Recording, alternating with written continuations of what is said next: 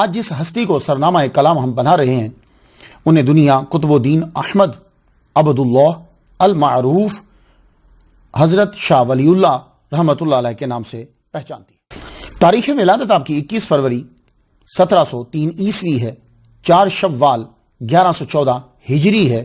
تاریخ وصال آپ کی 20 اگست 1762 عیسوی ہے اور 29 محرم 1176 ہجری ہے۔ 2017 میں آپ کو دنیا سے گئے ہوئے تقریباً 255 شمسی سال ہو چکے ہیں۔ آپ کا مزار پختہ قبر آپ کی دہلی میں انڈیا کے اندر ہے۔ پیر پیراں غوث پاک کے وصال سے آپ تقریباً 537 شمسی سال بعد پیدا ہوئے۔ اعلیٰ حضرت عظیم البرکت شاہ احمد رضا خان بریلوی رحمۃ اللہ علیہ ان کے 153 سال بعد پیدا ہوئے۔ زمانہ ایک نہ تھا مگر عقیدہ جو ہے وہ دونوں کا ایک ہے۔ اب جو آپ فتویٰ شاہ ولی اللہ پہ لگاتے ہیں وہی آپ کو اعلیٰ حضرت پہ لگانا پڑے گا، اور جو فتویٰ آپ اعلیٰ حضرت پہ لگاتے ہیں پھر وہی آپ کو شاہ ولی اللہ پہ لگانا پڑے گا، کیونکہ ذرہ برابر دونوں کے عقیدے میں تبلیغ میں کوئی فرق نہیں ہے۔ آپ کا ذکر کیوں ہم کر رہے ہیں؟ کیونکہ ہمارا مین جو فوکس ہے وہ تصوف ہے۔ یہ نہیں کہ ہر تقریر کے اندر سارا تصوف، یعنی کوئی ایک بات ہمیں ملتی ہے تو ہم آپ کی نظر کر دیتے ہیں۔ شاہ ولی اللہ کو ہم نے ٹاپک کیوں بنایا؟ اس لیے کہ آپ کا ننہال ددھیال دونوں نے ہندوستان میں خانقاہیں بنا کر شریعت و طریقت کی بڑی خدمت کی ہے۔ تصوف کو صاف کر کے مدارس میں شریعت کا لازمی جز بنایا۔ یہ بڑا کام کیا اس خاندان نے، یعنی صرف کتابیں نہیں پڑھائیں، ان پر عمل بھی کروایا اور یہ نصاب کا حصہ بنایا۔ اولیاء و صوفیاء کا احترام کرنے والے اور نہ کرنے والے دونوں آپ کا احترام کرتے ہیں۔ دنیا کے مہنگے مقررین اور رائٹرز نے حجت اللہ البالغہ تفہیمات والے شاہ ولی اللہ کا تعارف تو کروایا، مگر اس عظیم صوفی اسکالر شاہ ولی اللہ کا تذکرہ نہ کیا جس نے انفاس العارفین لکھی ہے، فیوز الحرمین لکھی ہے، القول الجمیل، الدر السمین جیسی تصوف سے بھرپور کتابیں دنیا کو دی ہیں، ان کا تذکرہ نہیں کیا۔ انتباہ لکھی، حوامیں لکھی، لمحات لکھی، سطاعت لکھی، یہ تصوف سے بھری ہوئی اکثر کتابیں جنہوں نے لکھی، اس شاہ ولی اللہ کا تذکرہ نہ کیا۔ اقد الجید پکڑ لی، انصاف پکڑ لی، یہ کتابیں نہ پکڑی جو ان سے بھی زیادہ تھی۔ جماعت اہل حدیث کا ترجمان رسالہ الاعتصام جنوری 1966 میں جو چھپا شاہ ولی اللہ اکیڈمی حیدرآباد سندھ سے، انہوں نے کیا لکھا کہ شاہ صاحب کا جو حصہ تصوف سے متعلق ہے اس میں ایسا مواد ہے جس سے بریلویت کی خاصی تائید ہوتی ہے۔ حالانکہ اعلیٰ حضرت عظیم البرکت شاہ احمد رضا خان بریلوی رحمۃ اللہ علیہ شاہ ولی اللہ سے 153 سال بعد پیدا ہوئے ہیں، تو معلوم ہوا کہ اعلیٰ حضرت کا عقیدہ نیا نہیں ہے۔ اعلیٰ حضرت نے نیا عقیدہ نہیں پھیلایا، قوم کو پرانا یاد دلایا۔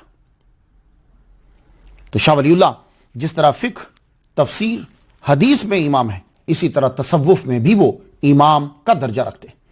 ان کا تذکرہ اس لیے بھی ضروری ہے تاکہ آپ کو معلوم ہو جائے کہ شاہ اسماعیل دہلوی صاحب جنہوں نے تقویت الایمان لکھی ہے ان کا عقیدہ اپنے دادا کے عقیدے سے ٹوٹلی الٹ تھا، تھوڑا سا الٹ نہیں، ٹوٹلی الٹ تھا۔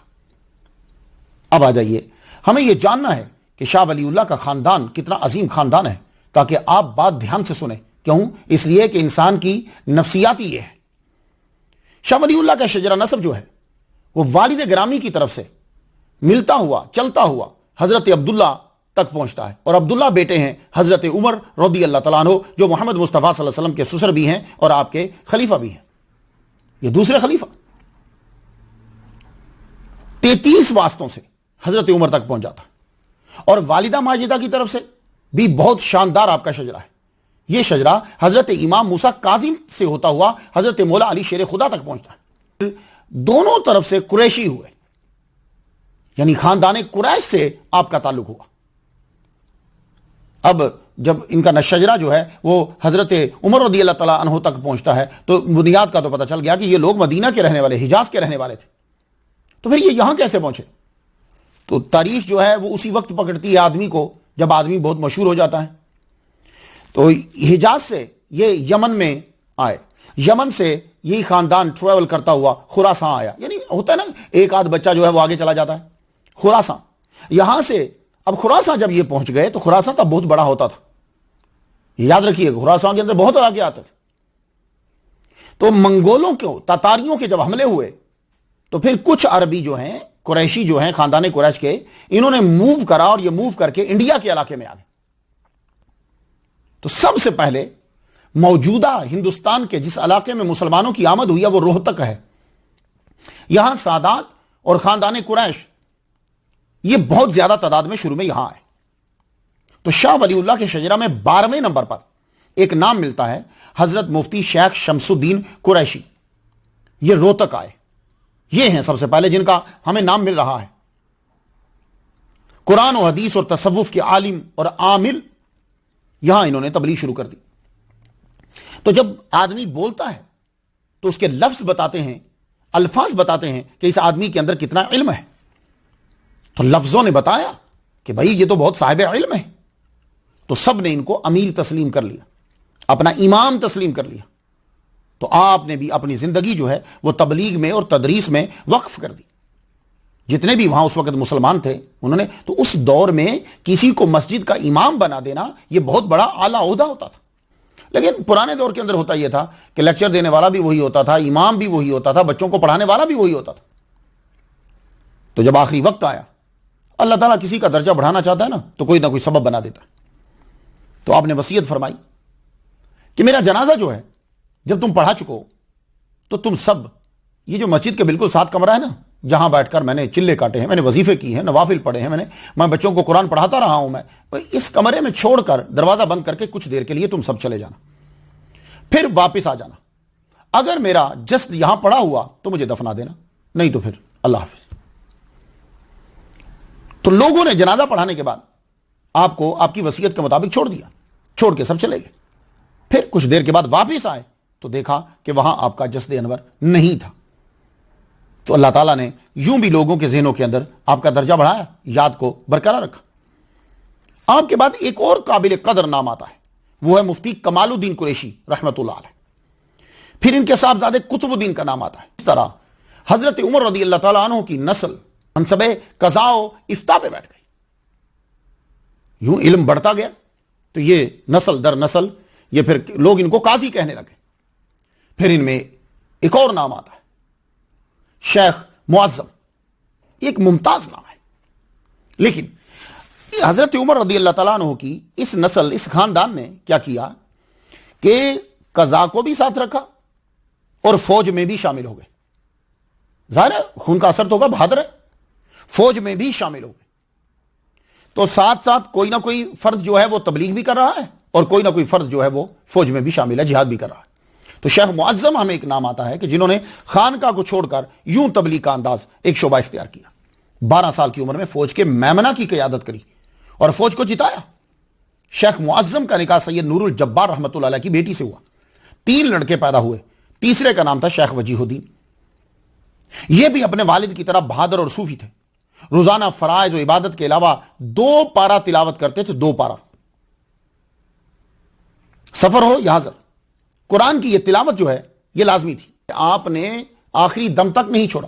نظر آپ کی جب ویک ہو گئی تو پھر چھوٹے لفظ نظر نہیں آتے, تو آپ وہ قرآن مجید پاس رکھتے کہ جو بڑے بڑے لفظوں میں لکھا ہوا ہے. تو آخر تک آپ نے قرآن مجید کی تلاوت کو نہیں چھوڑا.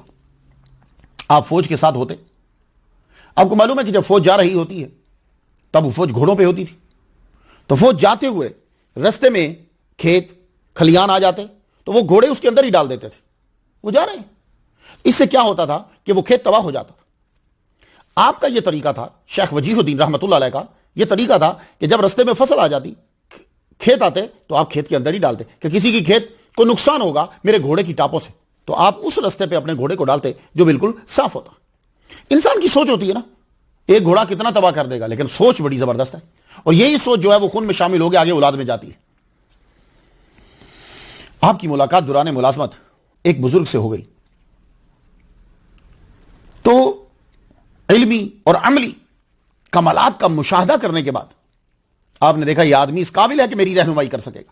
تو آپ نے ان کی بات کر لی کہ آپ کو وہ بتائے کہ قرآن کیا کہتا ہے، حدیث کیا کہتی ہے، اور آپ اس کی وجہ سے عمل کرنا شروع کر دیں تاکہ آپ کی نجات ہو جائے، اس کی بھی نجات ہو جائے۔ تو جب آپ نے شیخ وجیہ الدین نے رحمۃ اللہ علیہ نے جب یہ دیکھا کہ یہ علمی اور عملی کمالات ہیں تو آپ نے بیعت کر لی۔ مقام احسان اور تزکیہ نفس تک پہنچنے کے لیے یہ بندہ میری رہنمائی کرے گا۔ تو شیخ وجیہ الدین کا نکاح ہوا شیخ رفیع الدین محمد علاوی کی دختر سے۔ اللہ تعالیٰ نے ان کو 3 بیٹے عطا فرمائے، شاہ عبد الرحیم، شیخ عبد الحکیم اور شیخ ابو رضا محمد رحمۃ اللہ علیہ، یہ 3 بیٹے عطا فرمائے۔ تو شیخ وجیہ الدین اپنے ابا کی طرف فوج میں گئے، اعلیٰ عہدے پر فائز ہوئے، مگر فوج چھوڑ دی۔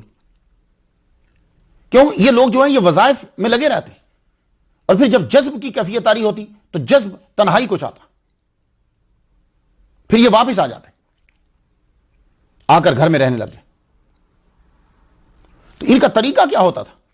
نماز پڑھتے ہوئے اپنے بچوں کو اپنے ساتھ رکھتے۔ کیا آپ لوگ ایسا کرتے ہیں؟ نہیں کرتے تو آپ کو اپنے بچوں کو عبادت کرتے ہوئے اپنے ساتھ بٹھانا چاہیے۔ اگر مووی دیکھتے ہوئے، ڈرامہ دیکھتے ہوئے، ٹی وی دیکھتے ہوئے آپ اپنے بچوں کو اپنے ساتھ رکھتے ہیں تو قرآن پڑھتے ہوئے، نماز پڑھتے ہوئے ان چیزوں میں بچے کو ساتھ کیوں نہیں رکھتے؟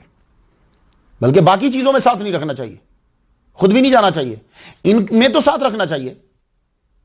کبھی کر کے دیکھیے کتنا اثر ہوتا ہے۔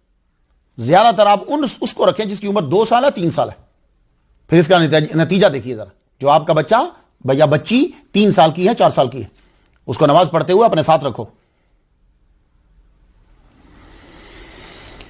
تو شیخ وجیہ الدین نماز پڑھتے ہوئے اپنے بچے کو ساتھ رکھتے۔ شاہ عبد الرحیم رحمۃ اللہ علیہ تہجد کی نماز ادا کر رہے ہیں، تو اب ذرا شاہ عبد الرحیم رحمۃ اللہ علیہ سے سن لیجیے۔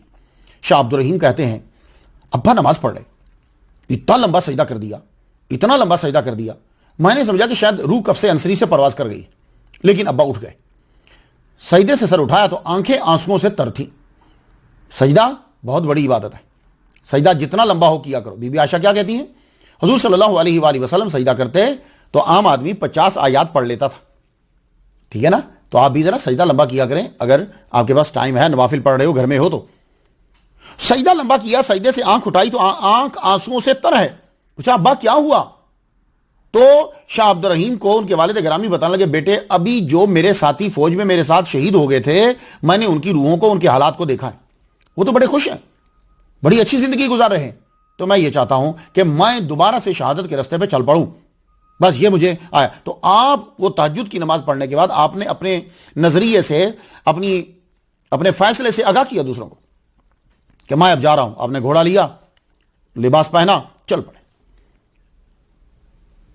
تو فوج میں شامل ہونے کے لیے دکن، حیدرآباد ہے نا، دکن کی طرف چل دیے۔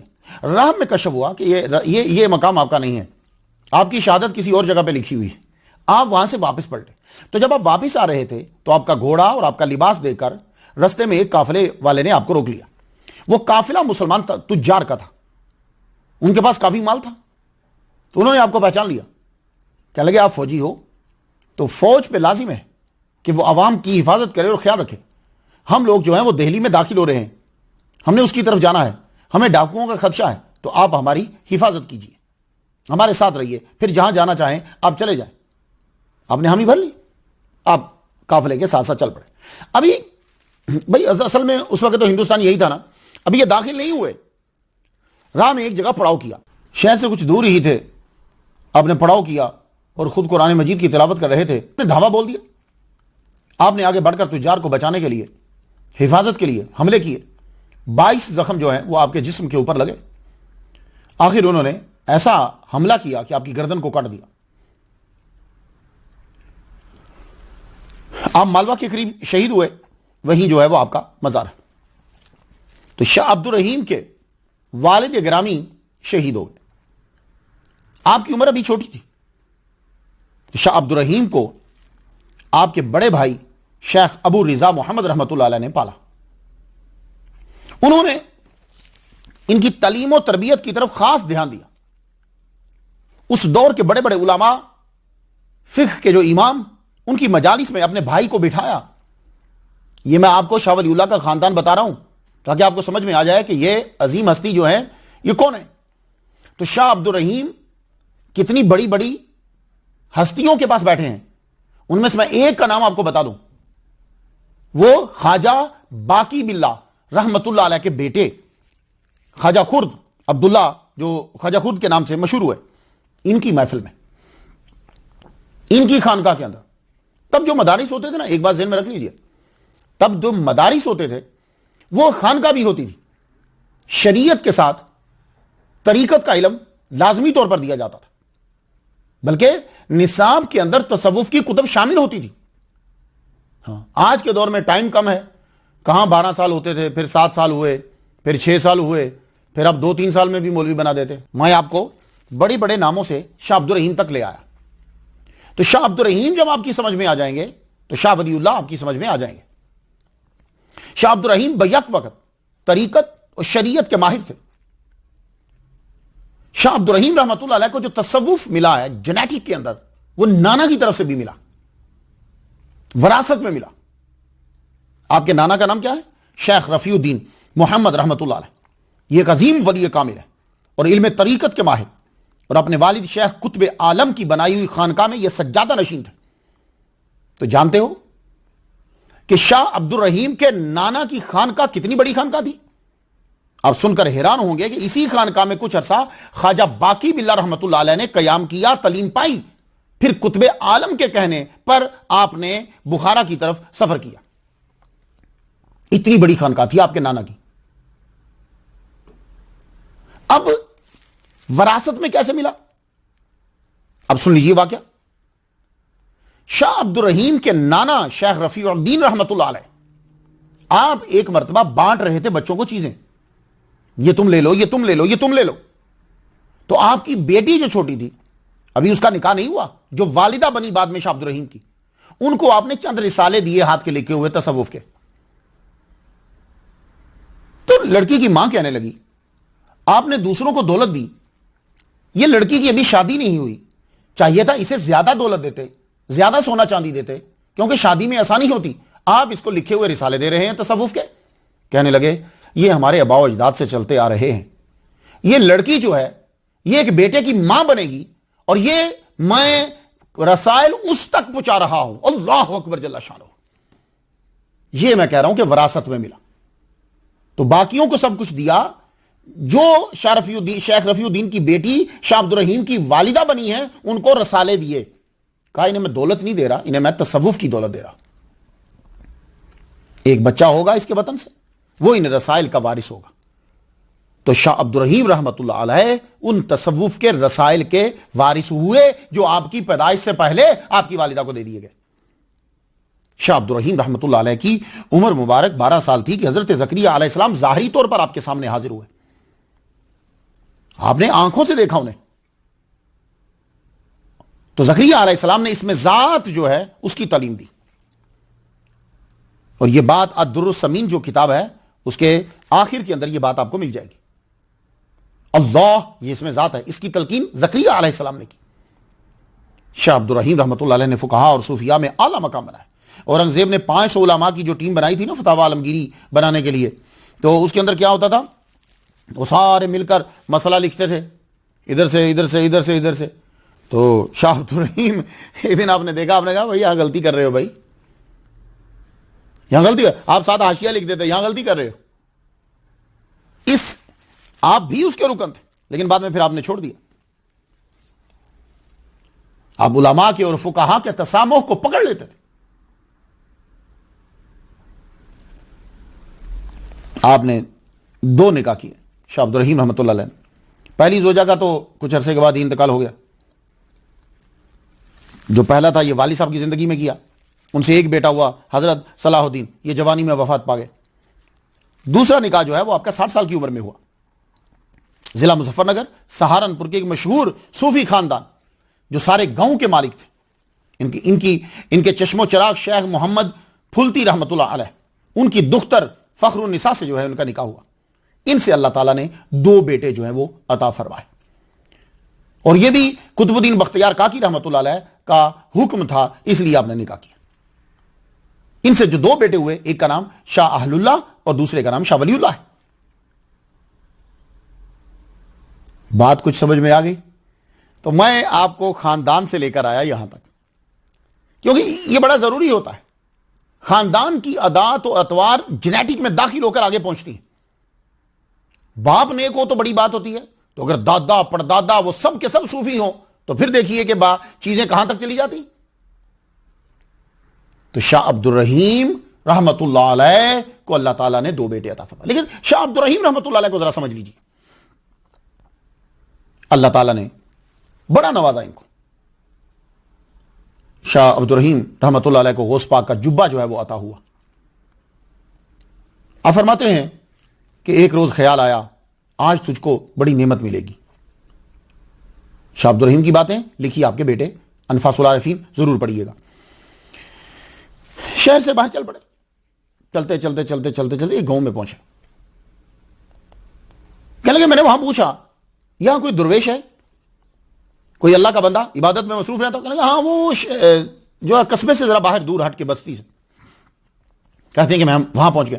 میں وہاں پہنچا ہی ہوں, سلام کیا میں نے, وہ صاحب کھڑے ہو گئے, کھڑے ہو کے مجھے ملے, سلام کیا, کہنے لگے آئیے تشریف لائیے, آپ کی امانت میرے پاس ہے, لے لیجیے. کہنے لگے کیا امانت؟ میری کیا امانت؟ آپ کے پاس امانت میرے لیے؟ کہنے لگے ہاں, ہمارے خاندان میں حضرت غوث پاک عبد القادر گیلانی رحمت اللہ علیہ کا جبہ چلا رہا ہے, اور مجھے آج رات کو یہ حکم دیا گیا کہ سب سے پہلے آج کے دن میں جو تیرے پاس آئے گا یہ جبہ اس کو دے دینا. ابھی تو آپ ہی تشریف لائے ہیں تو یہ جبہ لے لیجئے. پھر جب تحقیق کی تو پتا چلا یہ جبہ واقعی انہی کے لیے تھے. اللہ اکبر جل شان. سب سے بڑا احسان جو ہے وہ ہندوستان کے لوگوں کے اوپر جو کیا شاہ عبد الرحیم شاہ ولی اللہ کے والد گرامی کا احسان مدرسہ رحیمیہ ہے. اس دور کے اندر آپ کی علمی انتظامی صلاحیتوں کا منہ بولتا ثبوت مدرسہ رحیمیہ کا قیام ہے. یہ خان کا پلس مدرسہ مسجد فیروز شاہ کوٹلہ میں اس کے قریب جو ہے یہ بنایا گیا. خود آپ نے اس کا نصاب مقرر کیا. یہاں طلباء کے لیے علم کے ساتھ عمل بڑا ضروری ہوتا تھا, جیسے امام الغزالی کے مدرسہ میں ہوتا تھا. امام الغزالی جب واپس آئے تھے تو آپ نے لازمی قرار دے دیا تھا کہ جو علم شریعت پڑھے گا اس کو طریقت میں بھی اتنے ہی نمبر لینا ہے. لازمی تھا کہ بچہ قرآن اور حدیث پڑھے تو تصوف بھی ساتھ میں سیکھے. تو جب عربی پڑھنے کے قابل ہو جاتا مدرسہ رحیمیہ میں بچہ تو پھر خود شاہ عبد الرحیم قرآن پڑھاتے. معلوم ہے کہ قرآن کس طرح پڑھاتے؟ ایک ایک آیت پڑھتے اور ترجمہ اس کا بتلاتے. ذالکا یہ تو یہ کیا ہے؟ الکتاب. یہ الکتاب کیا ہے؟ کتاب پہ الف لام ہے. یہ الف لام جو ہے وہ کس معنی میں ہے؟ یہ الکتاب لا ریب فیہ. لا کیا ہے؟ ریب کیا ہے؟ یہ ایک اسٹائل آپ نے شروع کیا کہ وہاں ایک ایک لفظ پہ متن پہ گفتگو ہوتی. یہ نہیں تھا کہ جاؤ تم ایک پارہ پڑھ لو یا تھوڑا سا پڑھ لے, نہیں, ایک ایک لائن کے اوپر غور ہوتی, غور کیا جاتا, اور ساتھ ساتھ تصوف بھی سکھایا جاتا.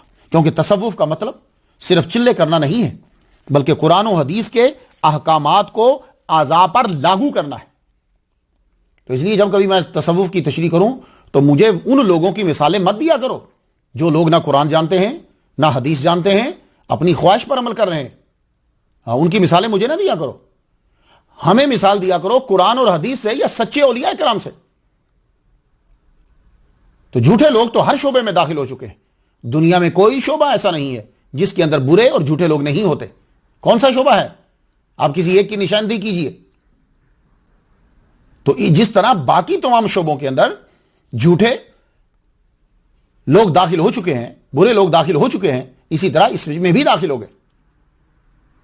اور یہ چونکہ دھوکہ دینا آسان تھا, سر کے اوپر کوئی نہیں تھا, اس لیے یہاں زیادہ ہو گئے.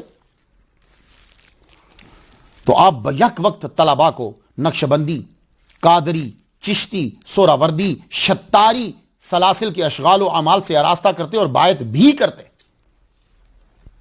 بات کوئی سمجھ میں آئی آپ کے؟ تو یہ مدرسے ہوتے تھے ہمارے مدرسوں میں لڑائیاں نہیں سکھائی جاتی نا, تصوف سکھایا جاتا تھا. تو وہ جب آپ نے چھوڑ دیا تو پھر جو مرضی نتیجہ نکلے. شاہ عبد الرحیم رحمت اللہ علیہ خواجہ قطب الدین بختیار کاکی رحمت اللہ علیہ کی قبر مبارک پہ جاتے. ایک دفعہ خواجہ بختیار کاکی رحمت اللہ علیہ کی قبر پہ گئے تو 60 سال آپ کی عمر ہے, فاتحہ آپ نے پڑھی تو روح مبارک ظاہر ہوئی اور فرمایا تمہارے ہاں بچہ ہوگا, اس کا نام قطب الدین احمد رکھنا. آپ نے سوچا 60 سال عمر ہو گئی ہے، اب کیا بچا ہوگا، شاید پوتے کے بارے میں کہہ رہے ہوں گے. پھر دوبارہ آواز آئی، نہیں پوتے کے بارے میں نہیں، تمہارے بیٹے کے بارے میں بول رہا ہوں، تمہارا بیٹا علم کا اور روحانیت کا امام ہوگا. تو آپ نے دوسرا نکاح کیا. روز شاہ عبد الرحیم نے، ایک فقیر نہیں آئی مانگنے والی، اس کو آدھی روٹی دے دی. پھر فرمانے لگے، وہ جانے لگی تو بلا لیا واپس، کہنے لگے آؤ یہ دوسری آدھی بھی لے جاؤ، پوری روٹی لے جاؤ، کیونکہ جو یہ بچہ جو اپنی ماں کے پیٹ میں ہے، اس نے یہ کہا ہے کہ اللہ تعالیٰ کی راہ میں آدھی روٹی دینا اچھا نہیں ہے، جب ہے آدھی تو دو. اللہ اکبر جل شان. والدہ ماجدہ اپنے ماں باپ کے ہاں گئی ہوئی تھی. پھلت یہ شہر کا نام ہے، ضلع مظفر نگر یوپی میں. تو اللہ تعالیٰ نے 4 شوال 1114 ہجری میں بیٹا عطا فرمایا، نام رکھا قطب الدین احمد، اور دنیا میں یہ عظیم بچہ شاہ ولی اللہ کے نام سے مشہور ہوا. ابتدائی سال آپ نے اپنے ننہال میں گزارے. ننہال بھی تصوف کا گھڑ ہے، ہر ایک صوفی ننہال میں گزارے. پھر آپ دہلی میں والد گرامی کے پاس آ گئے، اور آپ کے والد گرامی شاہ عبد الرحیم رحمۃ اللہ علیہ ایک عالم باعمل، 24 گھنٹے بچے کو طریقت اور شریعت سے متعارف کروایا جا رہا ہے. آپ کو قرآن مجید کی تعلیم، جو ہی بچہ بولنے اور پڑھنے کے قابل ہوتا ہے، ہمارے ہاں سب سے پہلے قرآن پڑھایا جاتا ہے. 5 سال کی عمر میں قرآن مجید شروع، 7 سال کے ہوئے تو قرآن مکمل ہو گیا. شیخ محمد فاضل سندھی رحمۃ اللہ علیہ سے قرآن مکمل. نماز زبردستی 7 سال میں شروع ہو گئی، تہجد بھی شروع ہو گئی. 7 سال کی عمر میں عربی اور فارسی کی کتب جو ہیں یہ شروع، وہ کتابیں پڑھائی جاتی ہیں جو عربی پڑھنی بھی آ جائے اور اس کے اندر اخلاقیات ہو. اب جو سمجھدار ماں باپ ہوتے ہیں نا، وہ بچے کی تربیت بڑے خوبصورت انداز میں کرتے. شاہ ولی اللہ تربیت کرتے، شریعت اور طریقہ دونوں چل رہے. ایک مثال دیتا ہوں میں آپ کو. ایک مرتبہ شاہ ولی اللہ اپنے کزنز کے ساتھ، چھوٹے چھوٹے تھے، تو انہوں نے کہا آؤ باغ میں سیر کرنے کے لیے چلے. تب تو کھیلیں بھی کوئی اتنی نہیں، آج کل کی تو گیمیں اور کھیلیں بڑی عجیب قسم کی ہیں. تب زیادہ زیادہ کیا ہوتا تھا، دوڑنے چلیں اور یہ. لیکن دیکھیے تصوف کے اندر کتنا واچ کیا جاتا ہے. آپ چلے گئے، ابا نے روکا نہیں ہے، چلے گئے کزنز کے ساتھ، واپس آئے تو آپ نے روک کے پوچھا کہاں گئے تھے؟ کہا یہ باغ کی سیر کرنے کے لیے گئے تھے. تو شاہ ولی اللہ کے ابا کہنے لگے، بیٹے سے مخاطب نہیں ہوئے، دوسرے سے کہنے لگے، آپ نے سیر کی تو جتنی دیر آپ سیر کرتے رہے، ہم نے اسی دورانیہ میں اتنی مرتبہ محمد مصطفیٰ صلی اللہ علیہ وآلہ وسلم پر درود پڑھا. تو شاہ ولی اللہ کہتے ہیں میں بچپن میں ہی سمجھ گیا کہ میرے ابا پسند نہیں کرتے کہ یہ سیر و تفریح کے اندر ٹائم جو ہے لگا دیا جائے. میرا نظریہ بھی یہی ہے، میں بچوں کو یہی سمجھاتا ہوں، بیٹے یہ جو ابھی وقت ہے نا، میرے بچپن کی جو چیزیں تھیں نا آج وہ پڑی ہوئی ہیں، اس سے اعلیٰ ہیں، لیکن میرا بچپن اب نہیں ہے. تو تم بھی یہ جو تمہاری زندگی کے پہلے 20 سال ہیں نا، ٹکا کے پڑھ لو. یہ آج کی جو چیزیں ہیں یہ تمہیں پھر اچھی صورت میں مل جائیں گی اور تم لینے کے قابل بھی ہو جاؤ گے. اور اگر تم نے یہ پہلے 20 سال ضائع کر دیے تو ہو سکتا ہے یہ چیزیں تم بعد میں لینے کے قابل بھی نہ رہو. شاہ ولی اللہ کی عمر 9 سال ہوئی. شرائع عقائد اور حاشیہ خیالی پڑھتے. دوران تعلیم ملازمت کرنا یا آدمی کا وظیفے اور چلوں میں پڑ جانا یہ انسان کی ترقی کو روک دیتا ہے، یہ یاد رکھیے گا. اس لیے ہمارے اساتذہ جو تھے وہ ہم مولویوں کو امام نہیں بننے دیتے تھے، نہ کہیں خطیب بننے دیتے تھے. کہتے پھر تم گئے کام سے، پہلے ڈٹ کے پڑھ لو، اس کے بعد پھر امام اور خطیب بننا. اسی طرح عملیات میں بھی نہیں پڑھنا چاہیے. وہ ایک آدھا کوئی چیز آپ کو مل گئی، آپ گئے کام سے. 9 سال کی عمر ہے شاہ ولی اللہ رحمۃ اللہ علیہ کی. ایک بزرگ ملے آپ کو، شیخ محمد ہاشم بخاری نقشبندی، یہ مجدد الفسانی رحمۃ اللہ علیہ کے خلیفہ ہیں. تو آپ کے پاس بیٹھے، اس طرح تربیت دی جاتی ہے. بزرگ دیکھتے ہیں، آ کر بیٹھ کے کہنے لگے میرے پاس ایک وظیفہ ہے، اگر میں تمہیں دوں تو تم اگر اس وظیفے کو کر لو تو کیا ہوگا، دولت بڑھ جائے گی اس کے پڑھنے سے. کیا لگے مجھے نہیں ضرورت. میں کہا اچھا پھر دولت کی ضرورت نہیں ہے تو میرے پاس ایک اور وظیفہ ہے، اگر تم اسے دم کر کے پڑھو، وہ کوڑی ہوتا نا کوڑی، وہ کوڑی ٹھیک ہو جائے گا. کیا لگے کوئی ضرورت نہیں، ابا کے پاس سارے ہیں، لوگ ابھی انہی کے پاس دم کرانے آتے. آپ مسکرا پڑے. کیا لگے صحیح رستے پہ لگے ہو تو ٹھیک ہے، میں تمہیں اب ایک طریقہ بتاتا ہوں، اسے استقطاب کہتے ہیں. یہ کیا ہوتا ہے؟ یہ استقطاب اب تو خیر کسی کو معلوم ہی نہیں ہوگا. یہ ہوتا ہے کہ اللہ اللہ لکھتے رہنا، اللہ اللہ، بچے کو سکھانا لکھ اللہ اللہ اللہ اللہ اللہ اللہ لکھتے جاؤ، یہ اسے کہتے ہیں استقطاب. آپ نے فرمایا ہاں یہ ٹھیک ہے. تو شاہ ولی اللہ فرماتے ہیں کہ میں نے ان سے جب یہ لیا تو میں جب لکھنے لگا لکھتا جا رہا ہوں اللہ اللہ اللہ اللہ، یہ میں لکھتا جا رہا ہوں تو اتنی مشق مجھے ہو گئی کہ جب میں حاشیہ ملا عبد الحکیم لکھ رہا تھا تو میں بجائے اس کے کہ حاشیہ عبارت لکھوں، میں لکھتا گیا 4 صفحات لکھ گیا تو بعد میں پتا چلا کہ میں اللہ اللہ ہی لکھ رہا ہوں، وہ حاشیہ تو لکھ نہیں رہا۔ یہ سکھایا جاتا تھا بچوں کو۔ اب ہمارے نہ تعلیم میں وہ چیز شامل ہے، نہ تربیت میں وہ چیز شامل ہے، نہ ماحول میں وہ چیز شامل ہے، تو اوپر سے تقاضا ہم یہ کرتے ہیں بچہ ہمارا موسیٰ علیہ السلام بن جائے۔ 10 سال آپ کی عمر ہوئی تو شرح ملا جامی آپ پڑھ رہے تھے۔ یہ جو نام میں لے رہا ہوں نا، یہ علماء سمجھیں گے یا طلباء جو ہیں انہیں پتہ چلے گا کہ 10 سال کی عمر میں شرح جامی، یہ بڑی مشکل کتاب ہوتی۔ آپ کے والد گرامی ہر کتاب اور ہر کتاب کے ہر سبق میں توجہ فرماتے۔ آپ کے والد گرامی کی مرضی تو یہ ہوتی تھی کہ یک بارگی سارے علوم شاہ ولی اللہ کے دل میں ڈال دوں، انڈیل دوں میں۔ اور جب اکیلے بیٹھے ہوتے تو ابا بار بار دیکھتے، محبت سے بار بار دیکھتے، سینے سے لگاتے، بار بار دیکھتے، اور پھر خوشی، اتنی خوشی ہوتی تو ایک دفعہ تو فرما دیا، کہنے لگے میرا تو دل یہ چاہتا ہے کہ تمام علوم اور معارف تیرے سینے میں ڈال دوں۔ اسی لیے شاہ ولی اللہ نے لکھا ایک جگہ، فرماتے ہیں کہ یہ میرے والد صاحب کی نظر کا اثر ہے، ورنہ فقیر نے حصول علم میں نہ وقت زیادہ لگایا اور نہ محنت۔ شیخ محمد افضل سیالکوٹی رحمۃ اللہ علیہ سے درس حدیث لیا، اور آپ کو درس نظامی کے ساتھ ساتھ تصوف کی کتب میں بھی خاصا ملکہ حاصل تھا۔ اس کی وجہ یہ ہے کہ وہ ساتھ ساتھ آپ کو پڑھائی جاتی تھی۔ عوارف المعارف، رسائل نقشبندیہ، شرح رباعیات مولانا جامی، مقدمہ شرح لمعات، لواح جامی، بڑی سبقن آپ پڑھائی جاتی۔ یہ ہوتی تھی درس نظامی کے اندر، شامل تھی پرانے دور میں۔ آپ کے والد گرامی آپ کو رسالہ وحدت الوجود کے مطالعہ کی اکثر رغبت دلاتے۔ کبھی انشاءاللہ الرحمن گفتگو کریں گے وحدت الوجود کے اوپر بھی۔ آپ نے والد صاحب کی ہی بات کی شاہ ولی اللہ نے، اور نقشبندی سلسلے میں خرقہ خلافت اور نقشبندی سلسلے کی مزید تعلیم اس دور کے نقشبندیہ سلسلہ کے پیر مجدد الفسانی کے صاحبزادہ عبداللہ المعروف خواجہ خرد سے لی۔ آپ دیکھیے کہ کتنی بڑی ہستی کے پاس آپ بیٹھے، اور والد گرامی سے قادری چشتی سلسلے کی تربیت لی۔ 14 سال آپ کی عمر ہوئی تو آپ کی شادی کر دی گئی۔ وہ شادی جو ہے خاندان میں ہوئی تو یہ شادی آپ کے ماموں کی بیٹی کے ساتھ ہوئی۔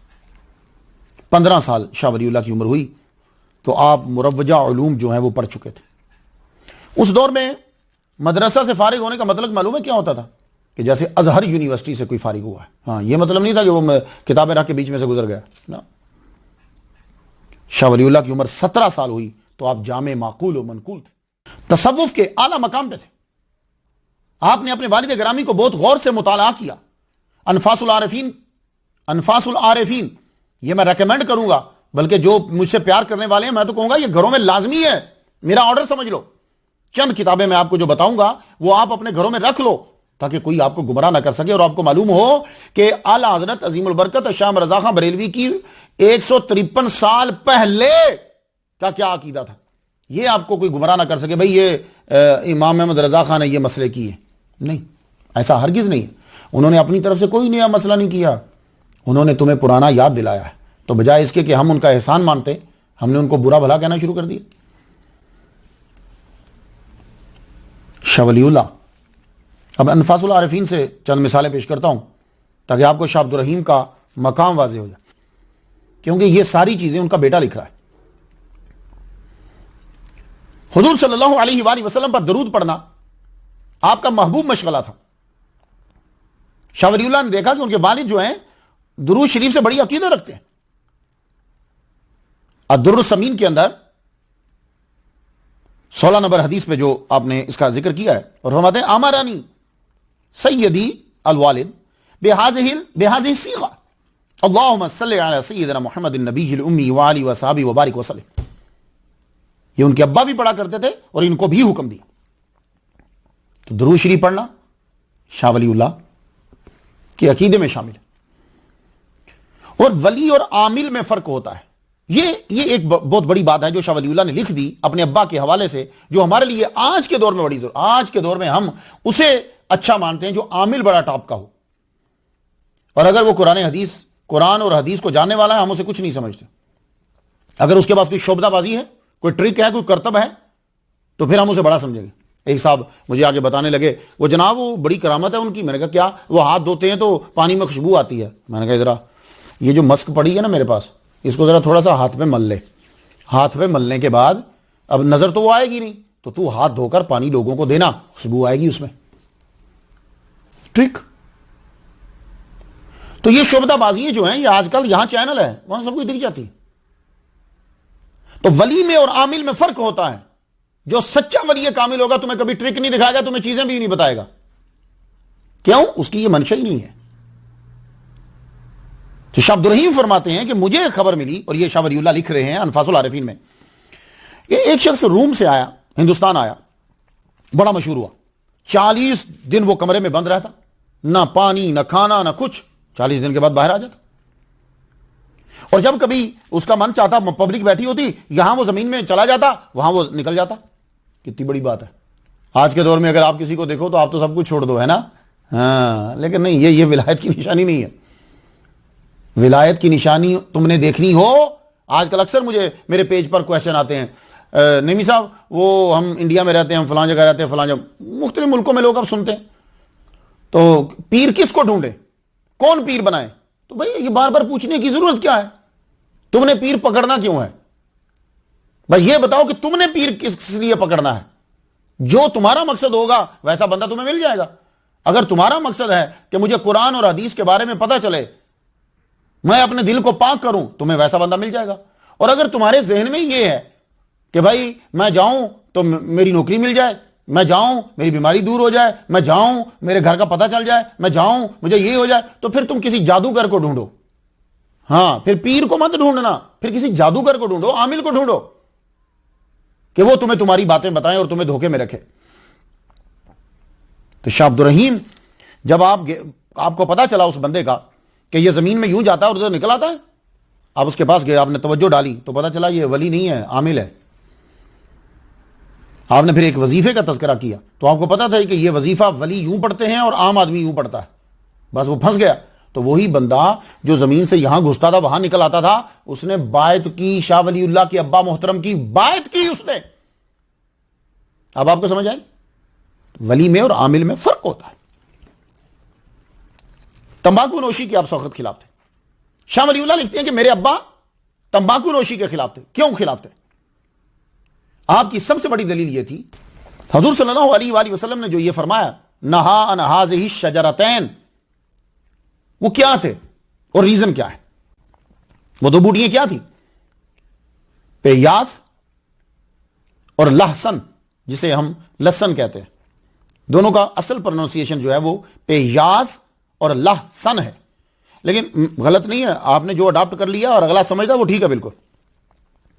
تو یہ دو جو ہیں گارلک اور آنین, ان دونوں کو کھا کر مسجد میں آنے سے منع کیا گیا, اور حضور کو تو مستقلی منع کر دیا گیا.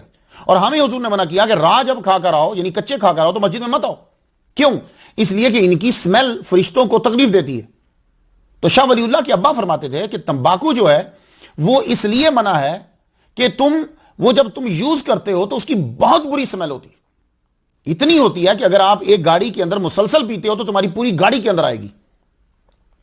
میں نے حضور صلی اللہ علیہ وآلہ وسلم کو دیکھا ہے, وہ کیا کہ ایک شخص کو آپ نے صرف اس لیے حاضری کا موقع نہ دیا کہ اس کے منہ سے ٹوبیکو کی بو آتی تھی, اور فرماتے ہیں کہ میں نے ایک مرتبہ خواب میں دیکھا کہ سرکار صلی اللہ علیہ وسلم ایک جھونپڑی میں داخل ہوئے تو جلدی سے باہر آ گئے. کیوں؟ اس لیے کہ اس جھونپڑی میں وہ جو ٹوبیکو تھا اس کی سمیل آ رہی تھی, اور وہاں بندے بیٹھ کر ٹوبیکو کو یوز کرتے تھے, اس کی سمیل ہے. حضور ایک دم باہر آ گئے. اور یہ بات ابریز کے اندر شاہ عبدالعزیز دباغ رحمۃ اللہ علیہ نے بھی لکھی ہے ٹوبیکو. تو اس لیے آدھے اولیاء کرام جو ہیں وہ ٹوبیکو کو صحیح نہیں سمجھتے. وہ کہتے ہیں کہ اس سے منہ میں سمیل آتی ہے اور یہ فرشتوں کو بری لگتی ہے, اور ان کی دلیل بہت پاورفل ہے. اور جو ٹوبیکو کو یوز کرتے ہیں وہ یا تو بطور میڈیسن یوز کرتے ہیں, اور یا وہ ٹوبیکو کو اس طرح یوز کرتے ہیں کہ اس کی سمیل جو ہے وہ نہیں آتی. تو اصل چیز سمیل ہے, یہ ذہن میں رکھ لیجیے. حضرت شاہ ولی اللہ اپنے ابا کے بارے میں لکھتے ہیں انفاس العارفین کے اندر. یہ آج کل آپ نے دیکھا منہ مبارک, شاہ ولی اللہ کے ابا کو حضور صلی اللہ علیہ وآلہ وسلم کے منہ مبارک سے بڑی محبت تھی. اب اس کا واقعہ سن لیجیے آپ, تاکہ آپ بطور دلیل پیش کر سکیں. شاہ عبد الرحیم نے فرمایا کہ ایک بار مجھے بخار آ گیا, اتنا شدید بخار کہ لگا کہ بچنے کی امید نہیں ہے. خواب میں شیخ عبدالعزیز سامنے آئے، کہنے لگے حضور صلی اللہ علیہ وآلہ وسلم آ رہے ہیں تمہاری تیمارداری کرنے کے لیے اور اس طرف سے آئیں گے. اس طرف شاہ عبدالرحیم کے پاؤں تھے. آپ نے فوراً سے کہا چینج کرو، میری چارپائی کو چینج کرو، ادھر میرا سر کر دو. سرکار صلی اللہ علیہ وآلہ وسلم تشریف لائے. سرکار نے آ کر پوچھا کیف حالک یا بنیا، میرے بچے تیرا کیا حال ہے؟ تو شاہ عبدالرحیم کہتے ہیں میں نے رونا شروع کر دیا. آپ نے مجھے یوں اپنی گودی میں لیا کہ آپ کی داڑھی مبارک میرے سر پر تھی. اللہ اکبر جل شانہ. تو فرمانے لگے تم ٹھیک ہو جاؤ گے. تو میرے آرزو پیدا ہوئی کہ کاش کہ سرکار اپنے منہ مبارک مجھے دو دے دیں، میں برکت حاصل کروں اور درود و سلام پڑھا کروں. تو سرکار صلی اللہ علیہ وآلہ وسلم نے منہ مبارک اپنی داڑھی مبارک کے دو منہ مبارک دے دیے. یہ آپ نے خواب میں دیکھا، جاگتے ہوئے خواب میں بہن ہیں. سرکار چلے گئے. صبح اٹھے تو خیال آیا پتہ نہیں وہ کہاں ہے. آپ اس کو اپنے ہاتھوں میں یا یہاں تلاش کر رہے. سرکار صلی اللہ علیہ وسلم کی روح پھر متوجہ ہوئی. آپ نے فرمایا میں نے وہ تمہارے تکیے کے نیچے رکھ دیے. اب تکیے کے نیچے تو اکثر لوگوں کے بال ہو جاتے، تو بال مبارک. اب آگے بات جو ہے وہ آپ نے شاہ ولی اللہ رحمۃ اللہ علیہ سے سنی ہے الدر الثمین کے اندر. یاد رہے گی کتاب، حدیث جو آپ نے 15ویں ہے اس کے اندر انہوں نے مختصر بیان کیا ہے اس واقعے کو. تو وہ جو دو منہ مبارک دیے تو اب ذرا سن لیجئے. کہتے ہیں کہ خاصیت کیا تھی ان کی کہ وہ ویسے آپس میں جڑے ہوئے تھے، لیکن جب ان کے اوپر صلاۃ و سلام پڑھا جاتا تو وہ جدا جدا کھڑے ہو جاتے. یہ شاہ ولی اللہ فرماتے جدا جدا کھڑے ہو جاتے. اور کہتے ہیں کہ بارہا جو ہے منہ مبارک کو جو ہے وہ باہر سورج کے سامنے لایا گیا. بارہا کہ ایک بار تو ہو سکتا ہے، دو بار ہو سکتا ہے، بارہا باہر لایا گیا. جب بھی منہ مبارک باہر لائے جاتے بادل آتا اور اوپر سایہ کر دیتا. اللہ اکبر جل شانہ. تو شاہ ولی اللہ فرماتے ہیں یہ آپ کو الدر الثمین کے اندر مل جائے گا. کہتے ہیں کہ والد گرامی نے فآتانی احدہما فہی عندی، ایک مجھے دے دیا ان میں سے، وہ میرے پاس ہے، اور ایک میرے بھائی کو دے دیا شاہ اللہ کو، وہ جو ہے پھلت میں اپنے علاقے میں وہاں لے گئے. شاہ ولی اللہ کے والد گرامی نے دنیا کو بہت کچھ دیا. مدرسہ رحیمیہ کے ساتھ ساتھ ایک نظام تعلیم دیا، چند معرکۃ الآراء تصوف پہ کتابیں دیں، اور سب سے بڑی چیز جو پوری دنیا کو دی وہ اپنے جگر کا ٹکڑا اپنا بیٹا حضرت قطب الدین احمد المعروف شاہ ولی اللہ دیا. جب شاہ ولی اللہ رحمہ اللہ کی تعلیم مکمل ہوگی، آپ کی عمر تقریباً 78 سال ہوگی.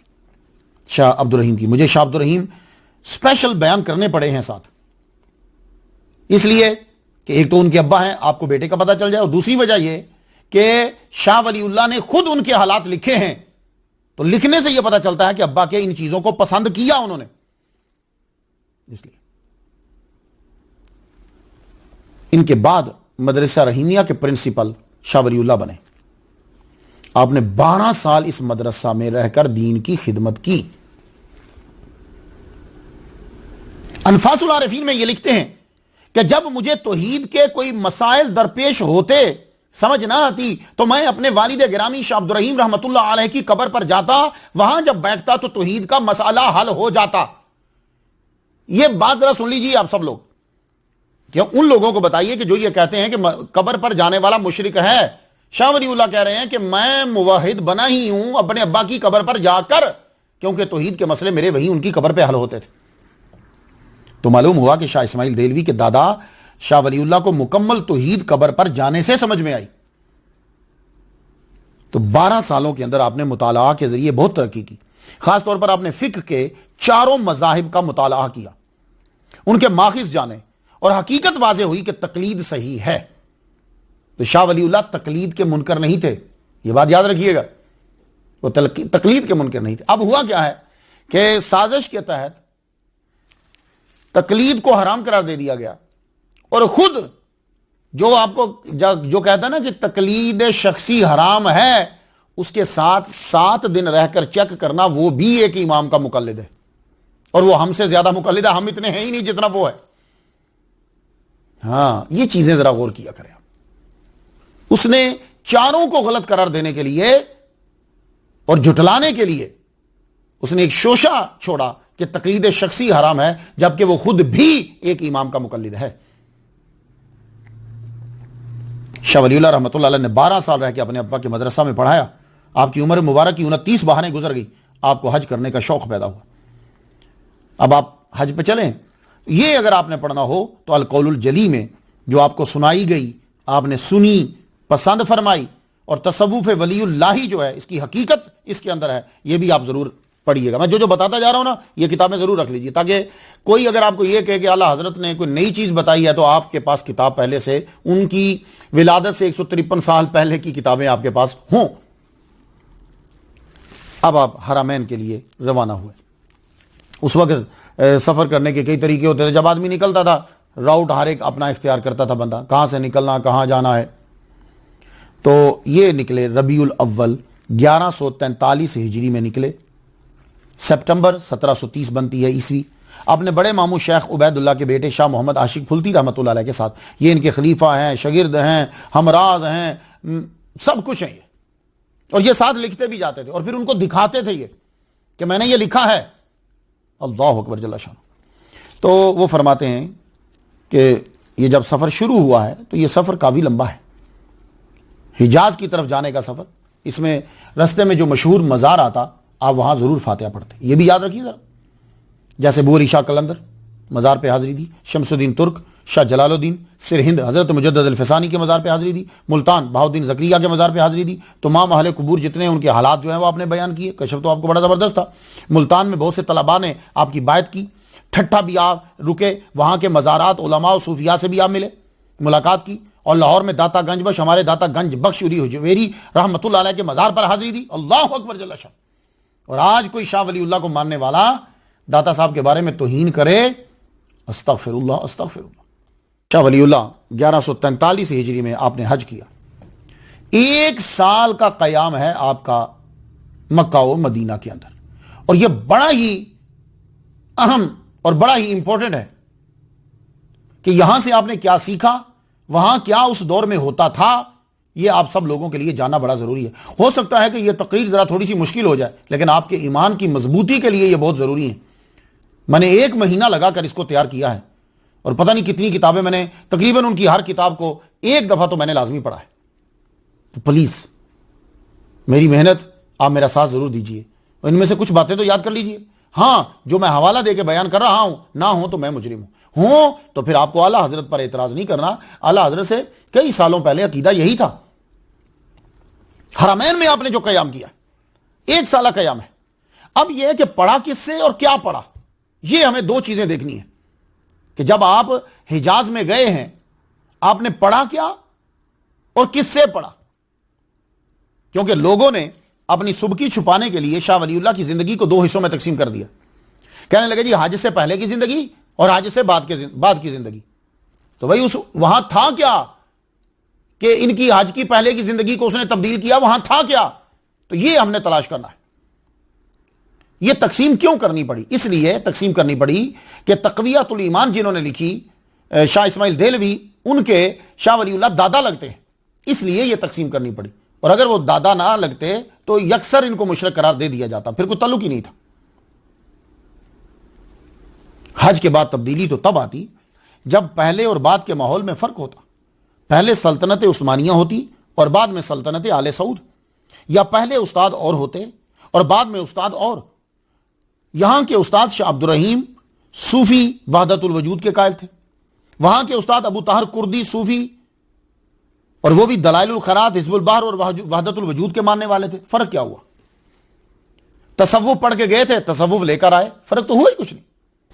شاہ ولی اللہ جب حج کر چکے تو علماء کے حلقوں میں جب آپ نے گفتگو کی تو آپ کی علمی برتری کو تسلیم کرتے ہوئے آپ کو درس کا کہا گیا۔ آپ نے تبلیغی فریضہ ادا کرنے کے لیے حنفی مصلی کے قریب درس دیا۔ بات سمجھ میں آ رہی؟ آپ خود بھی مقلد ہیں اور آپ نے تقلید چھوڑی نہیں ہے۔ چاروں مذاہب کے علماء آپ کے پاس مشورہ کرنے آتے۔ خادم الحرمین سلطنت عثمانیہ کا گورنر تھا اس دور میں۔ اب دیکھیے ماحول کیا ہے، فرقہ ورائیت کا کوئی وجود نہ تھا، مکہ اور مدینہ میں تصوف کا راج تھا، مکہ میں 4 فقہا کے مصلی تھے، آپ جس سے چاہو عمل کرو۔ تو فرقہ ورائیت سلطنت عثمانیہ میں نہیں تھی، کیوں؟ اس لیے کہ 4 مصلی تھے وہاں، تمہارا دل کرتا ہے اس سے پوچھو، اس سے پوچھو، اس سے پوچھو۔ فرقہ ورائیت کا خاتمہ تھا۔ سلطنت عثمانیہ جب گئی تو فرقہ ورائیت آ گئی کہ بھائی اسی کو پوچھو، اور کسی کو نہیں پوچھنا، اس کو فرقہ واریت کہتے ہیں۔ آپ کے حرمین میں استاد کون تھے؟ تو سب سے بڑے استاد جن سے زیادہ سیکھا اور زیادہ جن کے پاس رہے وہ شیخ ابو طاہر محمد بن ابراہیم کردی رحمۃ اللہ علیہ۔ اب ان استاد کو جاننے کے لیے آپ کو یہ جاننا ہوگا کہ ان کے پہلے استاد جو ہیں وہ کتنے ہیں اور وہ کیا ہیں، اور حجاز میں، مکہ اور مدینہ میں جو سب سے بڑے بڑے استاد تھے جن کے یہ شاگرد رہے ہیں، ان کے ابا شاگرد رہے ہیں، ان کا عقیدہ کیا تھا، تاکہ کوئی آپ کو یہ گمراہ نہ کر سکے کہ شاہ ولی اللہ حج کرنے کے بعد تبدیل ہو گئے تھے۔ نہیں، جب استاد ہی اس عقیدے کے تھے تو تبدیلی کاہے کی؟ جب حکومت ہی اس عقیدے کی تھی تو تبدیلی کس چیز کی؟ اب آپ نے غور سے سننا ہے۔ اب میں استادوں پہ گفتگو کرنا چاہتا ہوں۔ میں چاہوں گا کہ ابو طاہر کردی رحمۃ اللہ علیہ سے پہلے 7 پر ذرا گفتگو ہو جائے۔ سنیے، آپ جب مکہ پہنچے تو 1143 ہجری یعنی 1731 میں تقریباً، تو 1730 سے لے کر 1754 تک سلطنت عثمانیہ کا 24واں بادشاہ خلیفہ محمد اول تھا وہاں۔ اس کا مطلب یہ ہے کہ حکومت سلطنت عثمانیہ کی تھی۔ 1730 سے لے کر 1754 تک سلطنت عثمانیہ کا 24واں بادشاہ جو خلیفہ کہلواتا تھا محمد اول تھا۔ اس کے بعد 12 خلیفہ آئے جو خادم الحرمین تھے۔ لو تو ان کے بعد بھی، یعنی شاہ ولی اللہ جب وہاں گئے تھے تو 1730 سے 1754 تک 24واں، اس کے بعد 12 اور خلیفہ آئے، یعنی شاہ ولی اللہ کے حج کر کے آ جانے کے بعد 190 سال تک عقیدہ، اساتذہ، تعلیم اور خادم الحرمین وہی رہے جن کا عقیدہ حج سے پہلے بھی وہی تھا۔ جب شاہ ولی اللہ حج کرنے گئے اس وقت محمد بن عبد الوہاب نجدی جو ہیں، جنہوں نے تحریک چلائی تھی، جنہوں نے کتاب و توحید لکھی، ان کی عمر ٹوٹل 27 سال تھی اس وقت۔ تو مکہ مدینہ کا مکمل انتظام تعلیمی اور تنظیمی، سیاسی، سماجی سلطنت عثمانیہ کے ہاتھ تھا۔ اس وقت ملک کا نام حجاز تھا۔ سعودی عرب نام پڑا ہے 23 سپٹمبر 1932 میں۔ پھر سن لیجئے، جب شاہ ولی اللہ گئے تو تب اس کا نام حجاز تھا، اس کا نام سعودی عرب پڑا 1932۔ ولی اللہ حج کے بعد کیسے بدل گئے؟ وہاں تو کوئی چیز بدل ہی نہیں رہی، کوئی چیز آ ہی نہیں رہی۔ تو مجھے آپ کو بتانا ہے کہ شاہ ولی اللہ کے سب سے بڑے استاد جن سے 1 سالہ دور میں سب سے زیادہ علم سیکھا، جو آپ کی ہر سند میں پہلے نام پہ آتے ہیں، شیخ الحدیث امام مکہ شیخ ابو طاہر محمد بن ابراہیم کردی رحمۃ اللہ علیہ۔ یہ حصہ چونکہ بڑا اہم ہے، اس لیے مجھے ذرا 7 سٹیپس ان سے اوپر سے شروع کرنا پڑے گا تاکہ آپ کو معلوم ہو جائے کہ اس دور میں حرمین کے اساتذہ کا عقیدہ کیا ہوتا تھا۔ سب سے پہلے ذرا نام سنیے، ایک جو امام مکہ اور استاذ الحرمین نامات، شیخ احمد بن علی شناوی۔ ان کا وصال شیخ ابو طاہر کے وصال سے 118 قمری سال پہلے ہوا۔ شیخ احمد مصری ہیں، یہ وہیں کے علماء سے طریقت و شریعت کا علم حاصل کیا، پھر مدینہ آئے اور یہیں کے ہو کر رہ گئے، اور یہاں آپ پڑھاتے تھے اساتذہ کو۔ سنتے جائیے ذرا۔ آپ وحدت الوجود کے قائل تھے، تویزات اور دم کے قائل تھے۔ آپ نے شیخ صبغت اللہ حسینی سے خلافت لی تھی، اور یہ خلیفہ تھے شاہ محمد غوث گوال یاری رحمۃ اللہ علیہ کے۔ شاہ محمد غوث گوال یاری جنہوں نے جواہر خمسہ لکھی ہے، جو جس میں ناد علی ہے۔ لو تو ناد علی کے ماننے والوں کے خلیفہ ہیں مکہ کے امام، اور یہ بہت بڑے استاد ہیں۔ اور شیخ احمد نے جواہر خمسہ کے اوپر حاشیہ بھی لکھا ہے۔ اب تو شیخ احمد کے والد امام الصوفیہ عبد الوہاب بن احمد شارانی رحمۃ اللہ علیہ کے خلیفہ تھے۔ دیکھتے جائیے گا کہ وہاں کے بڑے بڑے اساتذہ، میں چھوٹے کا بھی نام ہی نہیں لے رہا، یہ وہ نام لوں گا جو بڑے استاد تھے کہ ان کا عقیدہ کیا ہے۔ تو شیخ احمد مدینہ کے استاد تھے۔ آپ بہت بڑے صوفی تھے، ادیب تھے، شاعر تھے، صاحب کرامت ولی تھے، اور شافعی مسلک کے عالم تھے، کیونکہ مصر کے اکثر علماء جو ہیں وہ شوافے ہیں۔ ان کا وصال ہوا مدینہ میں 1028 میں ہجری میں، جنت البقیع میں اپنے مرشد سید صبغت اللہ حسینی کے پہلو میں دفن ہوئے، اور یہ مرید ہیں شاہ محمد غوث گوال یاری رحمۃ اللہ علیہ۔ دیکھ لیا آپ نے انڈیا والو، یہ انڈیا جو ہے نا، یہ سری لنکا، بنگلہ دیش، برما، یہ سارے علاقے پاکستان، یہ سب اسی کے اندر ہی آتے تھے۔ ان کے شاگرد و خلیفہ اعظم اور داماد تھے شیخ احمد کشاشی رحمۃ اللہ علیہ۔ آپ مدینہ میں 1071 میں فوت ہوئے، یہ بھی قادری صوفی خاندان سے تعلق رکھتے تھے. یہ خاندان بیت المقدس سے ہجرت کر کے مدینہ آیا. شیخ احمد کشاشی مدینہ میں پیدا ہوئے. آپ نے دور دراز جا کر علم حاصل کیا, مالکی مسلک آپ نے اختیار کیا, پھر شافعی, مگر رکے آ کر مدینہ. اور آپ شیخ احمد شناوی رحمۃ اللہ کی آپ نے بیعت کی. اس وقت بیعت کا سلسلہ چلتا تھا, بیعت کی, خلافت لی اور مدینہ میں استاد ہوئے. آپ نے مکمل قرآن حضور صلی اللہ علیہ وآلہ وسلم کو سنایا ہے, یعنی یہ حضور کی زندگی کے قائل ہیں. 70 کے قریب تصانیف ہیں آپ کی. شیخ سید عبد الرحمن بن احمد ادریس مالکی, یہ مراکش میں پیدا ہوئے. 1085 میں ان کا وصال ہوا مکہ میں. آپ نے مراکش سے کہ جو علماء ظاہر تھے یا جو باطن کا علم رکھتے تھے ان سے استفادہ کیا. دلائل الخیرات کی اجازت لی. میں بھی مراکش گیا ہوں, وہاں جا کر میں دلائل الخیرات کی اجازت لے کر آیا. خیر میں نے تو اجازت جو ہے ان کے جو نسل سے اب بیٹھے ہوئے ہیں ان سے لی. پھر یہ مدینہ منورہ آئے, یہاں قیام کیا. مصر, ترکی, شام, یمن کے صوفیاء سے ملے, فیض لیا, اور آپ نے شیخ احمد کشاشی سے فیض لیا اور مکہ میں سکونت اختیار کی اور حجاز کے صوفی کبیر کہلوائے. اور آپ جب درس دینے لگتے تھے تو کیا ہوتا تھا؟ سب سے پہلے تلاوت, پھر اس کے بعد درس, پھر اس کے بعد ذکر و اذکار, پھر صلاۃ و سلام ہوتا تھا. اب بتاؤ پاکستان اور انڈیا میں یہی کچھ ہوتا نا, پہلے تلاوت کرتے ہو, مولوی صاحب تقریر کرتے ہیں, پھر ذکر ہوتا ہے, اس کو ختم بولو یہ جو بھی, اس کے بعد صلاۃ و سلام کھڑے ہو کے پڑھتے ہو. تو یہ تو مکہ مدینے میں ہوتا تھا. تو نئی چیز کون سی ہے؟ خود آپ نے اپنی قبر تیار کروائی مکہ کے قریبی, اور عرصہ دراز تک آپ کی قبر پر قرآن مجید کی تلاوت ہوتی رہی, مجالس ہوتی رہی اس کی. اور آپ کے خلفاء اور شاگردوں میں سے شیخ حسن ہے, بڑے زبردست یہ مشہور ہوئے. یہ میں آپ کو مکہ کے استاد بتا رہا ہوں کہ جن کے حلقوں میں یا تو شاہ ولی اللہ کے استاد خود بیٹھے ہیں یا ان کے ابا بیٹھے ہیں. شیخ شمس الدین محمد بن علاء الدین البابلی شافعی رحمۃ اللہ, 1077 میں ان کا وصال ہوا ہے ہجری میں. مصر کے گاؤں بابل میں یہ پیدا ہوئے. قاہرہ میں انہوں نے وفات پائی. آپ نے مذاہب اربعہ کی تعلیم لی مگر اختیار کیا شافعی مسلک کو. آپ حدیث کے زبردست عالم تھے. آپ مدینہ و مکہ میں صحیح بخاری کا درس دیتے تھے. مصر اور حجاز مقدس کے تمام بڑے بڑے علماء آپ کے شاگرد تھے. ان میں ایک شیخ حسن ہیں, شیخ احمد دوسرے ہیں, شیخ عیسیٰ مغربی رحمۃ اللہ علیہ. یہ مراکش میں پیدا ہوئے. مکہ میں 1080 ہجری میں وفات پائی. آپ شاذلی صوفی تھے. الجزائر, ٹیونس, مصر, قاہرہ سے علم حاصل کرنے کے بعد سعودی عرب میں آ گئے آپ, اور مکہ میں سکونت اختیار کر لی. نماز با جماعت ادا کرتے, کثرت سے طواف کرتے, روزے آپ رکھتے. شمس الدین محمد بابلی سے اور دوسرے علماء سے آپ نے استفادہ کیا. وہ جو میں پہلے نام لے چکا ہوں نا, میں اصل میں وہ نام اس لیے لے رہا ہوں تاکہ آپ کو معلوم ہو کہ شاہ ولی اللہ کے استاد اور ان کے ابا نے کن سے علم حاصل کیا ہے. میں بار بار یہ کہہ رہا ہوں, آپ کہیں یہ نہ سمجھو کہ میں ہٹ گیا ہوں, ہٹا نہیں ہوں. تو شمس الدین محمد بابلی سے استفادہ کیا انہوں نے. مسجد حرم میں مدرس مقرر ہوئے. ہر سال مدینہ آتے, شیخ احمد کشاشی کی محفل میں بھی بیٹھتے. دیکھا, مدینہ آتے اور جو میں پہلے بیان کر چکا ان کی محفل میں یہ بیٹھتے. اور ان کے مشہور شاگردوں میں شیخ حسن بن علی ہیں اور شیخ برہان الدین ابراہیم کردی ہیں. آ گیا نا میں وہاں. یہ ابراہیم کردی ابو طاہر کے باپ, ابو طاہر استاد شاہ ولی اللہ کے. اب شیخ حسن بن علی یہ مکہ میں پیدا ہوئے, طائف میں مدفون ہیں. آپ نے حجاز مقدس کے تمام بڑے بڑے علماء سے استفادہ کیا. آپ نے استاد محترم کے احترام کی وجہ سے مسجد میں نہیں گھر میں درس دینا شروع کیا. جب آپ کے استاد شیخ عیسیٰ جعفری, میں ابھی بیان کر چکا ہوں نا, عیسیٰ جعفری مغربی نے وفات پائی تو آپ باب ہانی کے پاس حلقہ آپ نے لگایا. آپ صحیح بخاری کا درس 12 آپ نے مکمل کیا.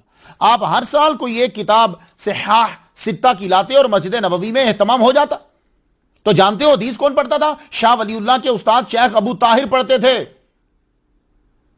یہ ہیں وہ استاد جو اس وقت مکہ اور مدینہ میں پڑھاتے تھے. دلائل الخیرات کے پڑھنے والے, حزب البحر کے پڑھنے والے, صوفیاء کرام, خرقہ کے ماننے والے, حضور کی زندگی کا اقرار کرنے والے, یہ وہی اساتذہ ہیں.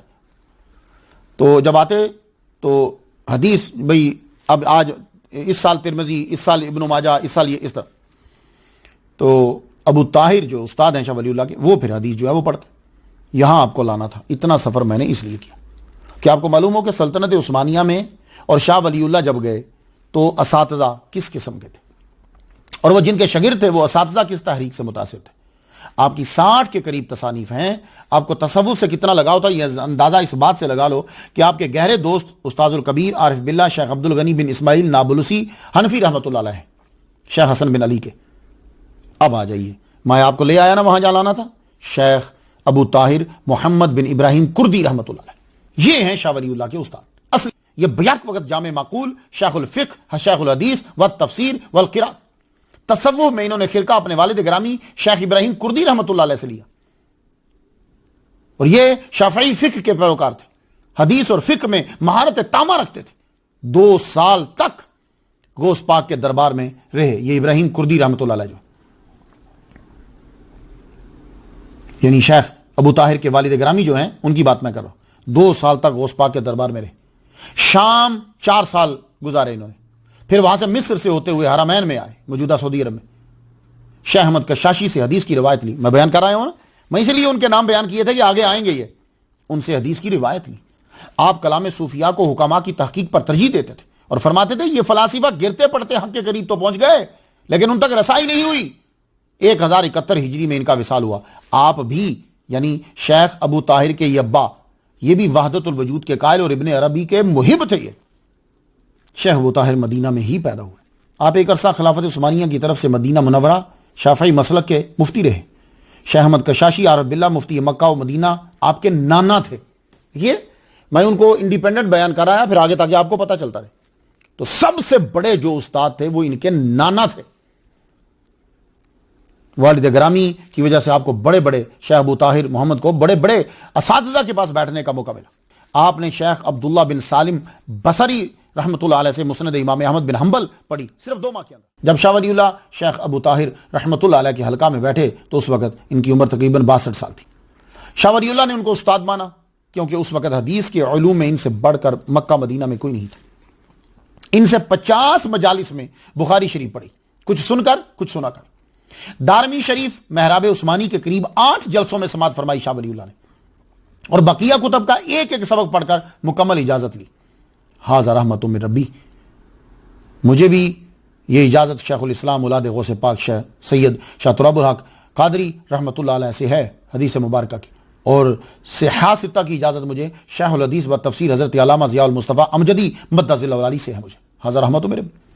تو شاہ ولی اللہ رحمت اللہ علیہ نے تمام سلاسل کی اجازت مثلا شتاریہ، سہروردیہ، کبرویہ، شاذلیہ، رفاعیہ، حدادیہ، مدنیہ شیخ ابو طاہر سے لی۔ یہ میں کیوں بیان کر رہا ہوں آپ کو؟ یہ آپ کو بار بار سننا پڑے گا، ایک بار نہیں۔ یہ اس لیے بتا رہا ہوں کہ جو یہ کہا گیا کہ شاہ ولی اللہ جب حج کر کے آئے تو بدل گئے تھے، یہ اتنی لمبی بات مجھے اس لیے کرنی پڑ رہی ہے کہ وہ بدل کیسے گئے تھے؟ ان کے استاد تو شیخ ابو طاہر ہیں، تو شیخ ابو طاہر جو ہیں وہ کس کے نواسے ہیں، کس کے شاگرد ہیں، کس کے پاس بیٹھے ہیں، وہ بتا رہا ہوں میں آپ کو، اسی کا تو اثر ہوگا نا۔ تو شیخ ابو طاہر خود بہت بڑے صوفی، اور تصوف کا کتنا غلبہ تھا کہ شاہ ولی اللہ نے منبر مصطفیٰ کے قریب ان سے خرقہ لیا، یہ جو جبہ ہمیں ملتا ہے، اور کلہ مبارک ان سے لیا۔ اور تصوف کا کتنا غلبہ تھا کہ سعودی عرب میں شاہ ولی اللہ نے اپنے ہاتھ کی لکھی ہوئی کتاب القول الجمیل اپنے استاد شیخ ابو طاہر شیخ الحدیث و تفسیر استاذ الحرمین ابو طاہر کردی رحمۃ اللہ علیہ کو پیش کی۔ القول الجمیل پیش کی ان کو، وہاں انڈیا سے لکھ کے لے کے گئے تھے، وہاں پیش کی۔ تو یہ کتاب تصوف کا خزانہ ہے، اس کی 11 فصلیں ہیں۔ بایت کیوں کی جاتی ہے اس کے اندر انہوں نے لکھا، بایت کرنا نبی کی سنت، سالکین کی تربیت کیسے کرنی ہے اس میں لکھا، مشائخ قادریہ کے اشغال وظائف طریقہ مراقبہ لکھا۔ 6 فصل میں نقشبندیہ مشائخ کے اشغال لکھے۔ اس فصل میں اشغال کے علاوہ دل کا حال معلوم کرنے کا طریقہ، مستقبل کے واقعات معلوم کرنے کا طریقہ اس میں بتایا گیا ہے۔ 8ویں فصل میں وہ اعمال کے جن کا تجربہ کیا گیا وہ بتائے گئے جو آپ کا خاندان کرتا تھا۔ رزق بڑھانے کے لیے ایک زبردست وظیفہ شاہ ولی اللہ نے بتایا کہ جو ان کے والد گرامی شاہ عبدالرحیم نے ان کو بتایا تھا کہ 1100 بار روزانہ یا مغنیو اور 40 بار سورہ مزمل، نہ ہو سکے تو 11 بار مزمل، یہ اس کے اندر لکھے ہوئے ہیں۔ مریض کے لیے فجر کی سنت کے بعد 41 بار فاتحہ پڑھ کر پانی پہ دم کرو، اللہ تعالیٰ شفا دے دے گا، یہ اس کتاب میں لکھا ہوا ہے۔ تعویذ کے بارے میں اس کتاب میں لکھا ہوا ہے، جو کتاب انہوں نے جا کر مکہ اور مدینہ کے سب سے بڑے استاد کو دی۔ سنتے جائیے ذرا غور سے۔ تو دی اب تعویذ آپ اس کے قائل تھے، فرماتے ہیں کہ والد صاحب سے سنا کہ اس تعویذ کو لکھ کر بچوں کے گردن میں ڈال دیتے۔ تعویذ کیا ہے؟ بسم اللہ الرحمن الرحیم اعوذ بکلمات اللہ التامۃ من شر کل شیطان وہامۃ وعین اللامۃ تحسنت بحسن الف الف لا حول ولا قوت الا باللہ العلی العظیم. یہ لکھ کر تعویذ بچے کے گلے میں ڈالتے. تو معلوم یہ ہوا کہ اعلی حضرت کی کوئی نئی بات نہیں ہے. ان سے 153 سال پہلے شاہ ولی اللہ یہ چیزیں لکھ کر مکہ مدینہ کے سب سے بڑے استاد کو دے رہے ہیں. ابھی میں صرف چیزیں بتا رہا ہوں، جب دی تو پھر کیا ہوا آگے سنیے گا. استخارہ کا طریقہ ہے کہ حضور صلی اللہ علیہ وآلہ وسلم نے استخارہ کا کہا، اور آپ نے ایک طریقہ یہ بتایا کہ وضو کر کے پاکیزہ کپڑے پہن کر دہنی کروٹ لیٹ جائے. دہنی کروٹ لیٹ جائے. اب اگر اس کو زبانی یاد ہے تو سورہ شمس 7 بار پڑھے، سورہ اللیل 7 بار پڑھے، اور قل هو اللہ 7 بار پڑھے. زبانی نہیں آتی تو پھر وضو کر کر بیٹھ جائے، قبلے کی طرف منہ کر کے پہلے ان کو پڑھ لے، اس کے بعد جو ہے وہ یوں لیٹ جائے. پھر یوں کہے یا اللہ مجھے خواب میں دکھلا، یہ بہتر ہے کہ نہیں؟ ظاہر ہو جائے تو بہتر، ورنہ 3 رات مسلسل یہ کرتا جائے. تو یہ چند باتیں آپ کو میں نے سنائیں جو کتاب آپ نے مکہ اور مدینہ کے سب سے بڑے عالم کو دیں، جس نے مکہ اور مدینہ کے سب سے بڑے علماء سے علم حاصل کیا ہے، جن کے نانا سب سے بڑے علامہ تھے مکہ اور مدینہ کے. ان کو جب یہ کتاب دی القول الجمیل شیخ الحدیث و تفسیر استاد الحرمین نے اپنے ہاتھ سے اس کتاب کی نقل کی. تب چھاپے تو ہوتے نہیں تھے، ہاتھ سے جو ہے وہ نقل کی، شاہ ولی اللہ کو سنائی اور ان سے اجازت لی. دیکھا آپ نے کتنی محنت کرنی پڑی ہے صرف آپ کو ایک بات کا جواب دینے کے لیے کہ شاہ ولی اللہ حج کے بعد بدلے نہیں ہیں. وہ جو لے کر گئے تھے وہی وہاں سے اور زیادہ لے کر آ گئے. اور اگر تصوف مکہ اور مدینہ میں سعودی عرب میں نہیں تھا تو اس کتاب کی نقول بصرہ اور مصر کے علماء نے کیوں لی جو وہاں رہتے تھے، پڑھنے آئے ہوئے تھے؟ انہوں نے اس کتاب کی نقل لی، اجازت لی. شاہ صاحب جیسے حج سے پہلے تصوف کو مانتے تھے ویسے ہی حج کے بعد بھی مانتے تھے. آپ کتب کو غور سے پڑھ لیں، انہوں نے حج کے بعد جو حج میں وہاں 1 سال رہ کر اس کے بعد جو کتابیں لکھی، دلائل الخیرات، یہ کتاب محمد بن عبد الوہاب نجدی کی تحریک میں جلا دی جاتی تھی یہ کتاب، مگر شاہ ولی اللہ نے حرمین کے سب سے بڑے استاد شیخ ابو طاہر رحمۃ اللہ علیہ سے دلائل الخیرات کی اجازت لی، قصیدہ بردہ شریف کی اجازت ان سے لی، حزب البحر کی سند حاصل کی شیخ ابو طاہر سے، سلسلہ شتاریہ کا خرقہ ان سے لیا. انہوں نے ہی جواہر خمسہ کی اجازت بھی دی. اور آپ جانتے ہو کہ جواہر خمسہ میں ناد علی ہے جس میں یا علی آتا ہے. اللہ اکبر جل شانہ. تو تبدیلی کس چیز کی؟ ہوا میں. یہ کتاب بھی آپ کے آخری دور کی ہے، اس لیے آپ خود مطالعہ کیجئے تاکہ پتا چلے کہ شاہ ولی صرف حجت اللہ البالغہ ہی نہیں، صرف تفہیمات ہی نہیں، اقد الجید ہی نہیں، انصاف ہی نہیں، ان سے کہیں تعداد میں زیادہ کتابیں تصوف میں ہیں جو آپ نے حج کے بعد آ کر یا تو مکمل کی یا نئے سرے سے لکھی. ہوا میں یہ حزب البحر کی آپ نے شرح لکھی ہے. تو حزب البحر کی میں اپنی 26 نمبر سٹوری میں تفصیل بیان کر چکا ہوں. آپ فرماتے ہیں کہ حزب البحر پڑھتے وقت چند کلمات مجھے الہام ہوئے. فارسی کی اس کتاب کے 12ویں حامیات میں آپ نے فرمایا جس سند سے حزب البحر کی مجھے اجازت ملی ہے یہ دنیا میں بہت کم ہے. اس سند میں پہلا آدمی کون ہے جانتے ہو؟ آپ کے بڑے استاد شیخ الحرمین ابو طاہر محمد بن ابراہیم کردی رحمۃ اللہ علیہ. آخر میں شاہ ولی اللہ لکھتے ہیں جو رزق بڑھانا چاہتا ہے وہ 3 دن حزب البحر پڑھے، روزانہ 20 بار، روزانہ 3 دن یعنی 20 بار 20 بار 20 بار. اور جب وہ یہاں پہنچے، یہ ایک عبارت ہے، انشرھا علینا من خزائن رحمتک، تو 70 مرتبہ پڑھے یا غنیو اغننی یا رزاق ارزقنی رزقا طیبا واسعا بغیر حساب. تو تصوف پہ ایک اور دلیل سنیں کہ آپ نے سعودی عرب میں کیا سیکھا. الفضل المبین عربی میں ہے. یہ جو میں گفتگو کر رہا ہوں نا ہو سکتا ہے آپ کو بھاری لگے، لیکن اس کے اندر میں 2 چیزیں آپ کو بتاتا جا رہا ہوں. ایک تو اس کا جواب کہ شاہ ولی اللہ حج کے بعد بدلے نہیں ہیں، دوسرا آپ کو میں وظائف اور باتیں بھی بتاتا جا رہا ہوں، صرف ذرا تھوڑا سا ہٹ کے بتا رہا ہوں میں. آپ نے سعودی عرب میں کیا سیکھا؟ الفضل المبین یہ کتاب کا نام ہے، عربی میں ہے. اب اس کی حدیث نمبر 12 سے 17 تک، یہ کتاب آپ کو نیٹ پہ بھی ملے گی، کتاب آپ کو ویسے بھی ملے گی. 12 سے 17 تک ایک کمال کی چیز ہے جو مجھے پہلے نہیں ملی کبھی. وہ کیا ہے؟ احادیث و مسلسلۃ بالصوفیات. آپ تو یہ کہتے ہو نا کہ سعودی عرب میں تصوف ہے نہیں ہے، کتنا بڑا دھوکہ دیا گیا آپ لوگوں کو. یہ دیکھو اب یہ چین آپ نے بھی نہیں سنی ان لوگوں نے پڑھی ہوگی کہ جنہوں نے یا تو شاہ ولی اللہ کا دفاع کرنا تھا یا چھپانا تھا ان کو، باقی عام آدمی کو نہیں پتا ہوگا۔ اور یہ چین، حالانکہ مجھے جتنی اس وقت دنیا میں حدیثیں بیان کرنے کی چینیں ہیں مجھے سب کی اجازت ہے میرے پاس، لیکن میں اتنا بڑا کوئی علامہ نہیں ہوں، صرف آپ کو چیزیں بتا دیتا ہوں تاکہ آپ میں شوق پیدا ہو۔ یہ چین زبردست چین ہے، یہ میں نے پہلی مرتبہ پڑھی ہے۔ اس چین میں کیا خاصیت ہے کہ ہر سند کے ساتھ شاہ ولی اللہ رحمہ اللہ نے صوفی کا لفظ لکھا ہے۔ تم کہتے ہو جی کہ مکہ مدینے میں صوفی نہیں تھے، اب ذرا سن لیجئے تو شاہ ولی اللہ نے کیا سیکھا وہاں۔ اب میں چین پڑھنے لگا ہوں صرف آپ کے لیے۔ سند اخبرنی الشیخ ابو طاہر الصوفی، دیکھ رہے ہیں یہ خود شاہ ولی اللہ لکھ رہے ہیں، اور آپ لوگوں نے چیک کرنا ہے کہ میں غلط تو نہیں کہہ رہا۔ الفضل المبین، عربی میں یہ کتاب ہے 12 سے 17 تک، چین میں صوفیہ ہے۔ اب میں لفظ پڑھتا ہوں جو انہوں نے لکھے۔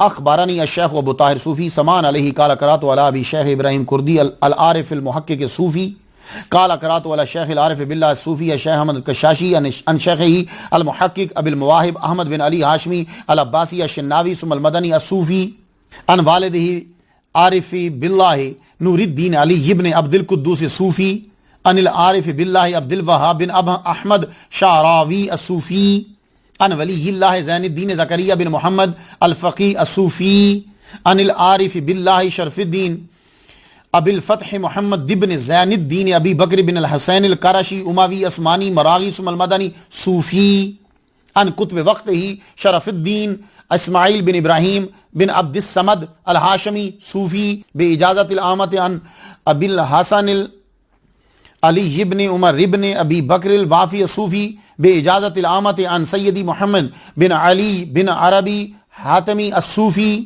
عن جمال الدین ابی محمد یونس بن یحییٰ بن ابی الحسن بن ابی البرکات الہاشمی عباسی صوفی عن عبد الاول بن عیسیٰ بن شعیب بن ابراہیم بن اسحاق الحروی صوفی عن شیخ الاسلام عبداللہ بن محمد بن علی بن محمد بن احمد بن علی بن جعفر بن منصور بن مت بن ابی ایوب انصاری حروی فقیہ حافظ وائز الصوفی عن حمزہ بن محمد بن عبداللہ الحسینی عن ابو القاسم عبد الواحد بن احمد ہاشمی قال سمیت جعفر الصوفی قال سمیت جنید قال سمیت سری عن معروف القرخی عن جعفر صادق بن محمد عن ابیہ والباقر عن جدہ عن علی عن رسول قال لطلب الحق غربت۔ یہ اتنی لمبی چین ہے اور چین میں وہ صوفی لکھ رہے ہیں شاہ ولی اللہ۔ چین میں نے آپ کو سنائی، چین میں کون آیا؟ صوفی۔ صوفی تو اب آپ کہو گے کہ وہ جب حج کر کے آئے تو بدل گئے، وہ تو وہاں سے وہ چیزیں لے کر آئے جو پہلے تھی نہیں یہاں، یہ چین وہاں سے ملی ان کو۔ تو صرف 1 سالہ سعودی عرب میں جو آپ نے قیام کیا یہ آپ نے وہاں سے لی کہ چین میں لفظ صوفی آ رہا ہے۔ تو اگر آپ حج کے بعد بدل گئے تھے تو یہ خزانہ ساتھ لے کر کیوں آئے؟ اہل بیت سے آپ محبت کرتے تھے۔ الفضل المبین 24واں نمبر یہ حدیث کا ہے۔ حدیث بیان کی ہے ان النبی صلی اللہ علیہ وسلم اخذ بید الحسن والحسین فقال من احب هذين واباهما وامهما كان معي في درجتي يوم القیامت، ہاتھ پکڑ کے کہا حسن و حسین کا کہ جس نے ان دونوں سے پیار کیا، ان دونوں کے ابا سے پیار کیا، ان دونوں کی والدہ محترمہ سے عقیدت کا اظہار کیا، وہ میرے ساتھ قیامت میں ہوگا، میرے ساتھ درجے میں ہوگا، یعنی ہم ان کے نوکروں میں شامل ہوں گے۔ یہ ہے شاہ ولی اللہ۔ تو کیا 10 محرم کو عقیدت کا اظہار ہو رہا ہے؟ نہیں ہو رہا نا۔ مولا علی کو مانا جا رہا ہے؟ نہیں۔ اب اجتماعی ذکر آپ لے کر آئے، الفضل المبین آپ ذرا ذہن میں رکھیے گا، اجتماعی ذکر کے آپ قائل تھے۔ شاہ ولی اللہ حدیث نمبر 37 پہ اپنے استاد ابو طاہر کردی سے روایت کرتے ہیں، حضور صلی اللہ علیہ وسلم نے فرمایا مجتمع قوم علی ذکر اللہ الا خفتهم الملائکۃ وغشیتهم الرحمہ، جب قوم مل کر ذکر کر رہی ہوتی ہے تو پھر فرشتے جو ہیں وہ ان کو چھپا لیتے ہیں، رحمت ڈھانپ لیتی ہے ان کو۔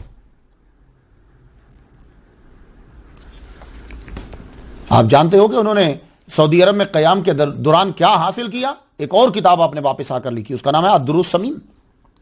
اب اس سے کچھ سن لیجیے، آپ کو عقیدہ بھی واضح ہو جائے اور میں کتابیں بھی بتاتا جا رہا ہوں آپ کو۔ اس میں کافی چیزوں کا آپ نے تذکرہ کیا جو آپ وہاں سے لے کر آئے۔ یہ کتاب عربی میں ہے، اس کا خطبہ آپ نے شروع کیا تو یوں ہے الحمدللہ الذی رفع قدر نبیہ المصطفیٰ صلی اللہ علیہ وسلم فحرم علی الشیطان ان یتمثل به فمن رآہ فقد رأى الحق. جب آدمی خطبہ لکھتا ہے تو فل زور لگاتا ہے آدمی، کتاب کا خطبہ ہو یا تقریر کا خطبہ ہو، مقرر و محرر کا فل زور لگتا ہے.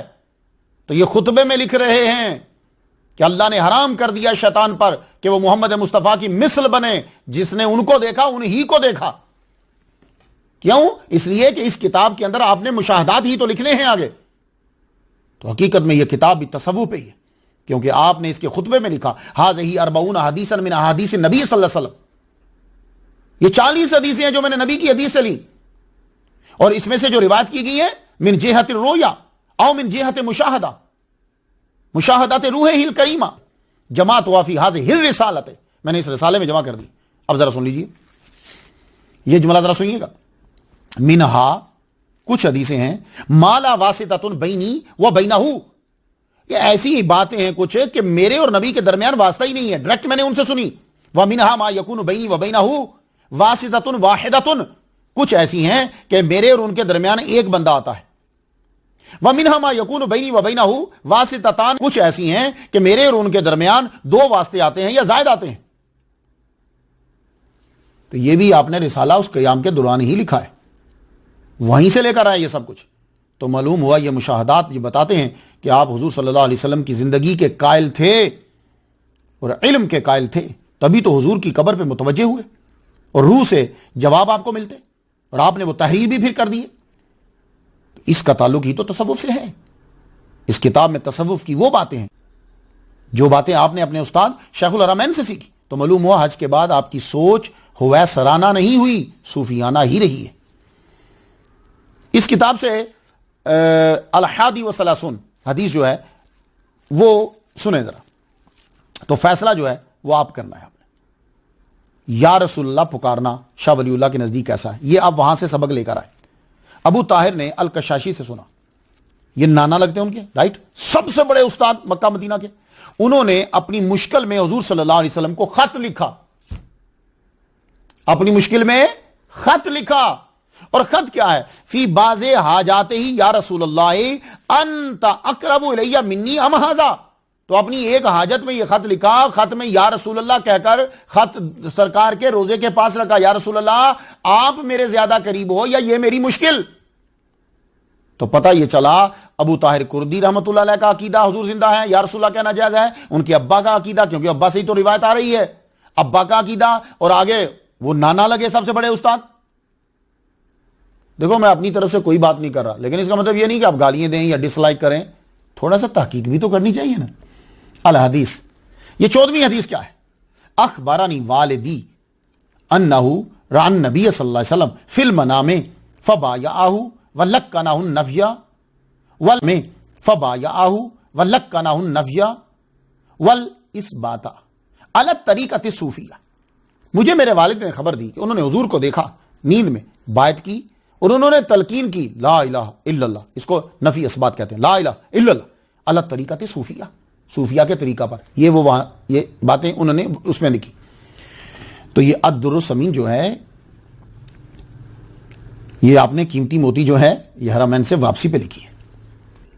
شاہ ولی اللہ نے 1 سالہ قیام کے دوران کیا حاصل کیا، اس کا ثبوت آپ کو ایک اور کتاب میں مل جائے گا. اس کتاب کا نام ہے فیوز الحرمین. کیونکہ جب آدمی میں تبدیلی آتی ہے تو اس کی تحریر میں تقریر دونوں میں تبدیلی آتی ہے. تو یہ ساری کتابیں جو میں آپ کو بتا رہا ہوں یہ حج کے بعد کی ہیں، اور یہ چیزیں آپ نے وہاں سے سیکھی اور آ کر لکھی. لو فیوز الحرمین، مکے اور مدینہ کے برکات. یہ کتاب بھی تصوف سے بھری پڑی ہے. معلوم ہوا کہ آپ کے اندر حج کے بعد تصوف کی مخالفت پیدا نہیں ہوئی، اور نہ ہی کسی ہویسرانہ تحریک کا اثر ہوا آپ پر. اب میں فیوز الحرمین سے بتانا چاہتا ہوں، اس سے آپ کو عقیدہ پتہ چلتا جائے گا، اس سوال کا جواب بھی پتہ چلتا جائے گا، اور باتیں بھی پتہ چلتی جائیں گی، اور سیرت بھی ساتھ ساتھ چل رہی ہے. تو فیوز الحرمین میں کیا لکھا آپ نے؟ کہا کہ جو شعائر اللہ ہیں میں نے ان کا مشاہدہ کیا. کیا شعائر اللہ جو مقرر ہیں، جیسے صفا، مروہ، حجر اسود ہے، مقام ابراہیم ہے، یہ کیا ہے؟ کہتے ہیں کہ میں نے دیکھا کہ ان سے نور کی لپٹیں نکل رہی ہیں. اور یہ تو ادنا آدمی بھی جانتا ہے نا کہ شاعر اللہ کون ہے. ان صفا والمروہ من شعائر اللہ، یہ پہاڑی ہیں، اللہ کی نشانی ہے. تو جہاں اللہ کے نیک بندوں نے پاؤں رکھے یا اللہ کی طرف وہ چیز منسوب ہے تو ان کا درجہ کیوں بڑھا کہ شاہ ولی اللہ فرماتے میں نے دیکھا کہ نور کی لپٹیں ان سے نکل رہی. پانچواں مشاہدہ اس میں لکھتے ہیں کہ جو مالائے سافل کے فرشتوں کا سا کمال حاصل کرنا چاہتا ہے تو سختی سے طہارت کی پابندی کرے اور ان قدیم مساجد میں جائے جہاں اولیاء کی جماعتوں نے نماز پڑھی ہے, کثرت سے نماز پڑھے اور قرآن کی تلاوت کرے. پتا چلا کہ آپ نسبت کے قائل ہیں کہ یعنی ڈھونڈے کہ وہ مساجد کہاں ہیں جہاں جا کر اولیاء نے نمازیں پڑھی ہیں. تو اب میں جب بابا فرید الدین گنج شکر رحمۃ اللہ علیہ کی قبر پر گیا تو ساتھ مسجد اولیاء ہے, میں نے وہاں نوافل پڑھے. کیوں؟ شاہ ولی اللہ نے کہا ہوا ہے کہ اگر یہ تم چاہتے ہو کہ تمہارے اندر فرشتوں کے سے کمال پیدا ہو جائیں, وہ فرشتے کے جو یہاں رہتے ہیں زمین پہ, تو پھر تم طہارت پابندی کرو اور وہاں جا کر نماز پڑھنے کی کوشش کرو جہاں اولیاء کرام کی جماعتوں نے نمازیں پڑھی ہیں. تو اعلیٰ حضرت نے کون سی نئی بات کی ہے؟ 153 سال پہلے تو یہ لکھ رہے ہیں. فیوز الحرمین یہ کتاب بھی آپ کے گھر میں ہونی چاہیے. 8ویں مشاہدے میں کیا لکھا کہ آپ حج کرنے اور حج میں بھی قبریں ڈھونڈ رہے ہیں. قبریں کہاں ہیں؟ میں ایک دفعہ عمرہ کرنے گیا تھا تو وہاں ایک کیسٹ لگی ہوئی, یہ لوگ یہاں بھی آتے ہیں تو قبریں ڈھونڈ رہے ہوتے ہیں. اب شاہ ولی اللہ جب گئے تو قبریں ڈھونڈ رہے, وہاں 1144 میں قبریں ڈھونڈ رہے. تو آپ لکھتے ہیں کہ میں شہداء بدر کی قبروں پہ پہلے گیا. اب شہداء بدر کی قبر کہاں ہے وہاں کے رہنے والے لوگ جانتے ہیں. کہتے ہیں وہاں میں گیا, دیکھا تو یک بارگی ایک نور روشن ہوا اور میری طرف بڑھا. پھر اس کے بعد حضرت ابو ذر غفاری رضی اللہ تعالیٰ عنہ کی قبر پر میں گیا. یہ بھی ڈھونڈنے سے ملتی ہے, نارمل ملتی نہیں ہے.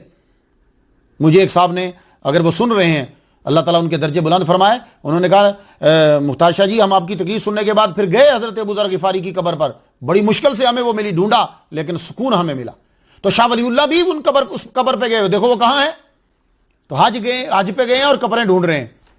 تو شاہ ولی اللہ فرماتے میں بیٹھا تو آپ کی روح کو میں نے یوں دیکھا جیسے تیسری رات کا چاند ہوتا ہے, یوں میرے اوپر ظاہر ہوئی. تو آپ نے حج کے بعد ایک اور بات اس کتاب میں لکھی, کہتے ہیں میں نے میلاد میں شرکت کی. تو شاہ ولی اللہ میلاد کے قائل تھے, آپ کے ابا میلاد مناتے تھے, مکہ مدینہ میں تب میلاد ہوتا تھا. تبدیلی کس چیز کی؟ تو کہتے ہیں کہ اس سے پہلے میں مکہ معظمہ میں جائے ولادت مصطفیٰ صلی اللہ علیہ وسلم پہ حاضر ہوا تھا. یہ میلاد کا دن تھا اور لوگ وہاں جمع تھے, آپ پر درود و سلام بھیج رہے تھے اور حضور صلی اللہ علیہ وسلم کی آمد سے پہلے اور بعد میں جو معجزات خوارق وارد ہوئے ان کو بیان کر رہے تھے. میں نے دیکھا میلاد کی محفل پر یکبارگی انوار پڑے. میں کہہ نہیں سکتا جسم کی آنکھ سے دیکھے یا روح کی آنکھ سے, بہرحال دونوں کے بین بین, یعنی میں ان کو مشاہدہ کر رہا ہوں, روح اور جسم دونوں آنکھوں سے دیکھ رہا ہوں میں. پھر میں نے ان انوار میں مزید توجہ دی تو مجھے ان فرشتوں کا فیض نظر آیا جو ایسے متبرک مقامات اور ذکر مصطفیٰ اور اس نو کی مجالس میں متعین ہوتے ہیں. تو اس واقعے کو جو فیوز الحرمین میں ہے پڑھنے کے بعد پتا چلا کہ 295 سال پہلے مکہ مدینہ میں میلاد ہوتا تھا اور انوار ملائکہ اور انوار رحمت برستے تھے. تو معلوم ہوا کہ شاہ ولی اللہ حج پہ جانے سے پہلے ابا کو میلاد کرتے دیکھتے تھے اور حج پہ گئے تو مکہ کے لوگوں کو میلاد کرتے ہوئے دیکھا, واپس آ کر تحریر کیا تو ہویسرانہ تحریک میں تو میلاد بدعت اور حرام ہے. تو تبدیلی کیا ہوئی؟ شاہ ولی اللہ اپنے والد کا واقعہ لکھتے ہیں کہ وہ ہر سال میلاد بڑی دھوم دھام سے کرتے تھے. ایک مرتبہ کیا ہوا کہ پیسے پاس نہیں ہیں تو آپ نے کھانے جو دانے ہیں, بھنے ہوئے دانے, انہی کے اوپر ہی فاتحہ کو پڑھ دیا. تو خواب میں کیا دیکھتے ہیں, یہ بات انفاس العارفین میں ہے, خواب میں زیارت ہوئی اور آپ کے سامنے انواع و اقسام کے کھانے پیش ہو رہے ہیں تو میں نے بھی بھنے ہوئے دانے جو ہیں وہ پیش کر دیے. آپ نے خوشی سے قبول فرمائے اور تھوڑے سے کھائے, باقی صحابہ کو دے دیے. یہ شاہ ولی اللہ نے خود لکھا انفاس العارفین میں اور اپنا لکھا فیوز الحرمین میں. 9واں مشاہدہ, اس مشاہدہ میں لکھتے ہیں جب میں مدینہ میں پہنچا حضور صلی اللہ علیہ وآلہ وسلم کی زیارت, روزے کی زیارت کی اور آپ کی روح القدس کو ظاہر و عیاں دیکھا. عالم ارواح میں نہیں تھا, عالم مخصوصات سے قریب تھا. اس وقت مجھے سمجھ آیا کہ جو لوگ یہ کہتے ہیں کہ حضور صلی اللہ علیہ وآلہ وسلم آئے اور ہماری نماز کے امام بنے, تب مجھے سمجھ میں آیا کہ وہ یوں ہوتا ہے. تو آپ نے کیا سیکھا؟ تو شاہ ولی اللہ کے نزدیک حضور اپنی قبر میں زندہ ہیں اور نمازوں کے امام بنتے ہیں. تیسرے دن بعد آئے, سلام کے بعد عرض کی یا رسول اللہ آپ پہ جو فیضان اللہ تعالیٰ نے فرمائے ہیں اس میں سے کچھ ہمیں بھی حصہ عطا فرما دیجئے۔ میں خیر و برکت کی امید لے کر آپ کے پاس آیا ہوں۔ لو حضور کے سامنے عرض کر رہے ہیں اور ان سے مانگ رہے ہیں۔ یہ عرض کرنا تھا، آپ حالت انبساط میں میری طرف اس طرح ملتفت ہوئے، آپ نے اپنی چادر میں لیا، میرے سامنے رونما ہوئے، مجھے اسرار و رموز سے آگاہ کیا۔ چنانچہ آپ نے مجھے بتایا کہ کس طرح اپنی ضرورتوں میں آپ کی ذات سے استمداد کروں، اور یہ سارا عقیدہ تقویت الایمان کے خلاف ہے۔ ایسا جو عقیدہ رکھتا ہے وہ مشرک ہوتا ہے۔ تو آپ نے حج کے بعد کیا سیکھا کہ نبی کی ذات سے کس طرح فائدہ لینا ہے، مدد کیسے مانگنی ہے، یہ آپ نے سیکھا حج میں، اور یہ آ کر آپ نے کتاب میں بیان کر دیا۔ 15واں مشاہدہ کیا ہے؟ میں نے حضور صلی اللہ علیہ وسلم کی ذات اقدس سے کسب فیض کیا تو اس سے میرے نفس میں بڑی وسعت پیدا ہوگی۔ 20ویں مشاہدہ میں لکھا، روضہ رسول اور منبر رسول کے درمیان کی جگہ جنت کا باغیچہ ہے، اور وہاں سب سے بڑھ کر انوار جو ہیں وہ پڑھتے ہیں۔ جو وہاں نماز پڑھتا ہے وہ نور کے سمندر میں غرق ہو جاتا ہے۔ 22واں مشاہدہ دیکھ لیجیے۔ حضرت علی اس امت کے پہلے صوفی ہیں، اس میں لکھا آپ نے، پہلے مجذوب اور پہلے عارف ہیں۔ یہ کمالات آپ کے علاوہ کسی اور میں نہیں ہیں۔ جو علماء معارف نبوت پہ نظر رکھتے ہیں وہ شروع سے حضرت ابوبکر، حضرت عمر کی فضیلت کے قائل ہیں، اور جو علماء معارف ولایت پہ نظر رکھتے ہیں وہ حضرت علی کو افضل مانتے ہیں۔ یہ کتاب جس کے کچھ حوالہ جات میں نے آپ کو دیے ہیں، یہ آپ نے وہیں شروع کی تھی رمضان 1144 میں، مکہ میں لکھنی شروع کی، اور یہاں آ کر آپ نے مکمل کی۔ تو حج کے بعد تبدیلی کیا ہوئی؟ تو یہ جو شوشہ چھوڑا گیا تھا کہ حج کے بعد وہ تبدیل ہو گئے تھے، یہ صرف اس لیے چھوڑنا پڑا کہ وہ دادا ہیں شاہ اسماعیل کے، جنہوں نے تقویت الایمان لکھ کر پورے ہندوستان کو مشرک قرار دیا تھا، اور جن کی تعلیمات ٹوٹلی الٹ تھی شاہ ولی اللہ، شاہ عبد الرحیم اور ان کے پورے خاندان کی، اور حجاز مکہ مدینہ کے علماء کے۔ ایک کتاب آپ کی اور ہے جو تصوف کے رنگ میں رنگی ہوئی، الطاف القدس، فارسی زبان میں، یہ بھی تصوف میں ہے۔ اس میں ان الہامات کا تذکرہ فرمایا جو آپ کو وقتاً فوقتاً ہوئے۔ ہمات فارسی میں ہے، 1148 ہجری میں یہ آپ نے سعودی عرب میں 1 سالہ قیام کے 4 سال بعد واپس ہندوستان میں لکھی۔ یہ بھی تصوف پہ ہے۔ اس میں سالک کی رہنمائی سے آغاز کیا اور الہامات کا ذکر کیا ہے۔ انتباہ فی سلاسل اولیاء 1160 ہجری، حج کے آنے کے بعد آپ نے مکمل کی ہے۔ یہ بھی اصل میں صوفیاء اولیاء کے سلاسل اور بایت و خرقہ کے بارے میں ہے۔ تو الفرقان، اب حوالہ سن لو جی، الفرقان بریلی، شاہ ولی اللہ نمبر، منظور نعمانی، صفحہ 409۔ منظور نعمانی صاحب لکھتے ہیں، القول الجمیل، انتباہ فی سلاسل اولیاء، الطاف القدس، سطاعت، احمات، لمحات، یہ سب رسائل تصوف سے متعلق ہیں۔ یہ سب سے پہلے شاہ رفیع الدین کے پوتے نے ان کو چھپوایا تھا۔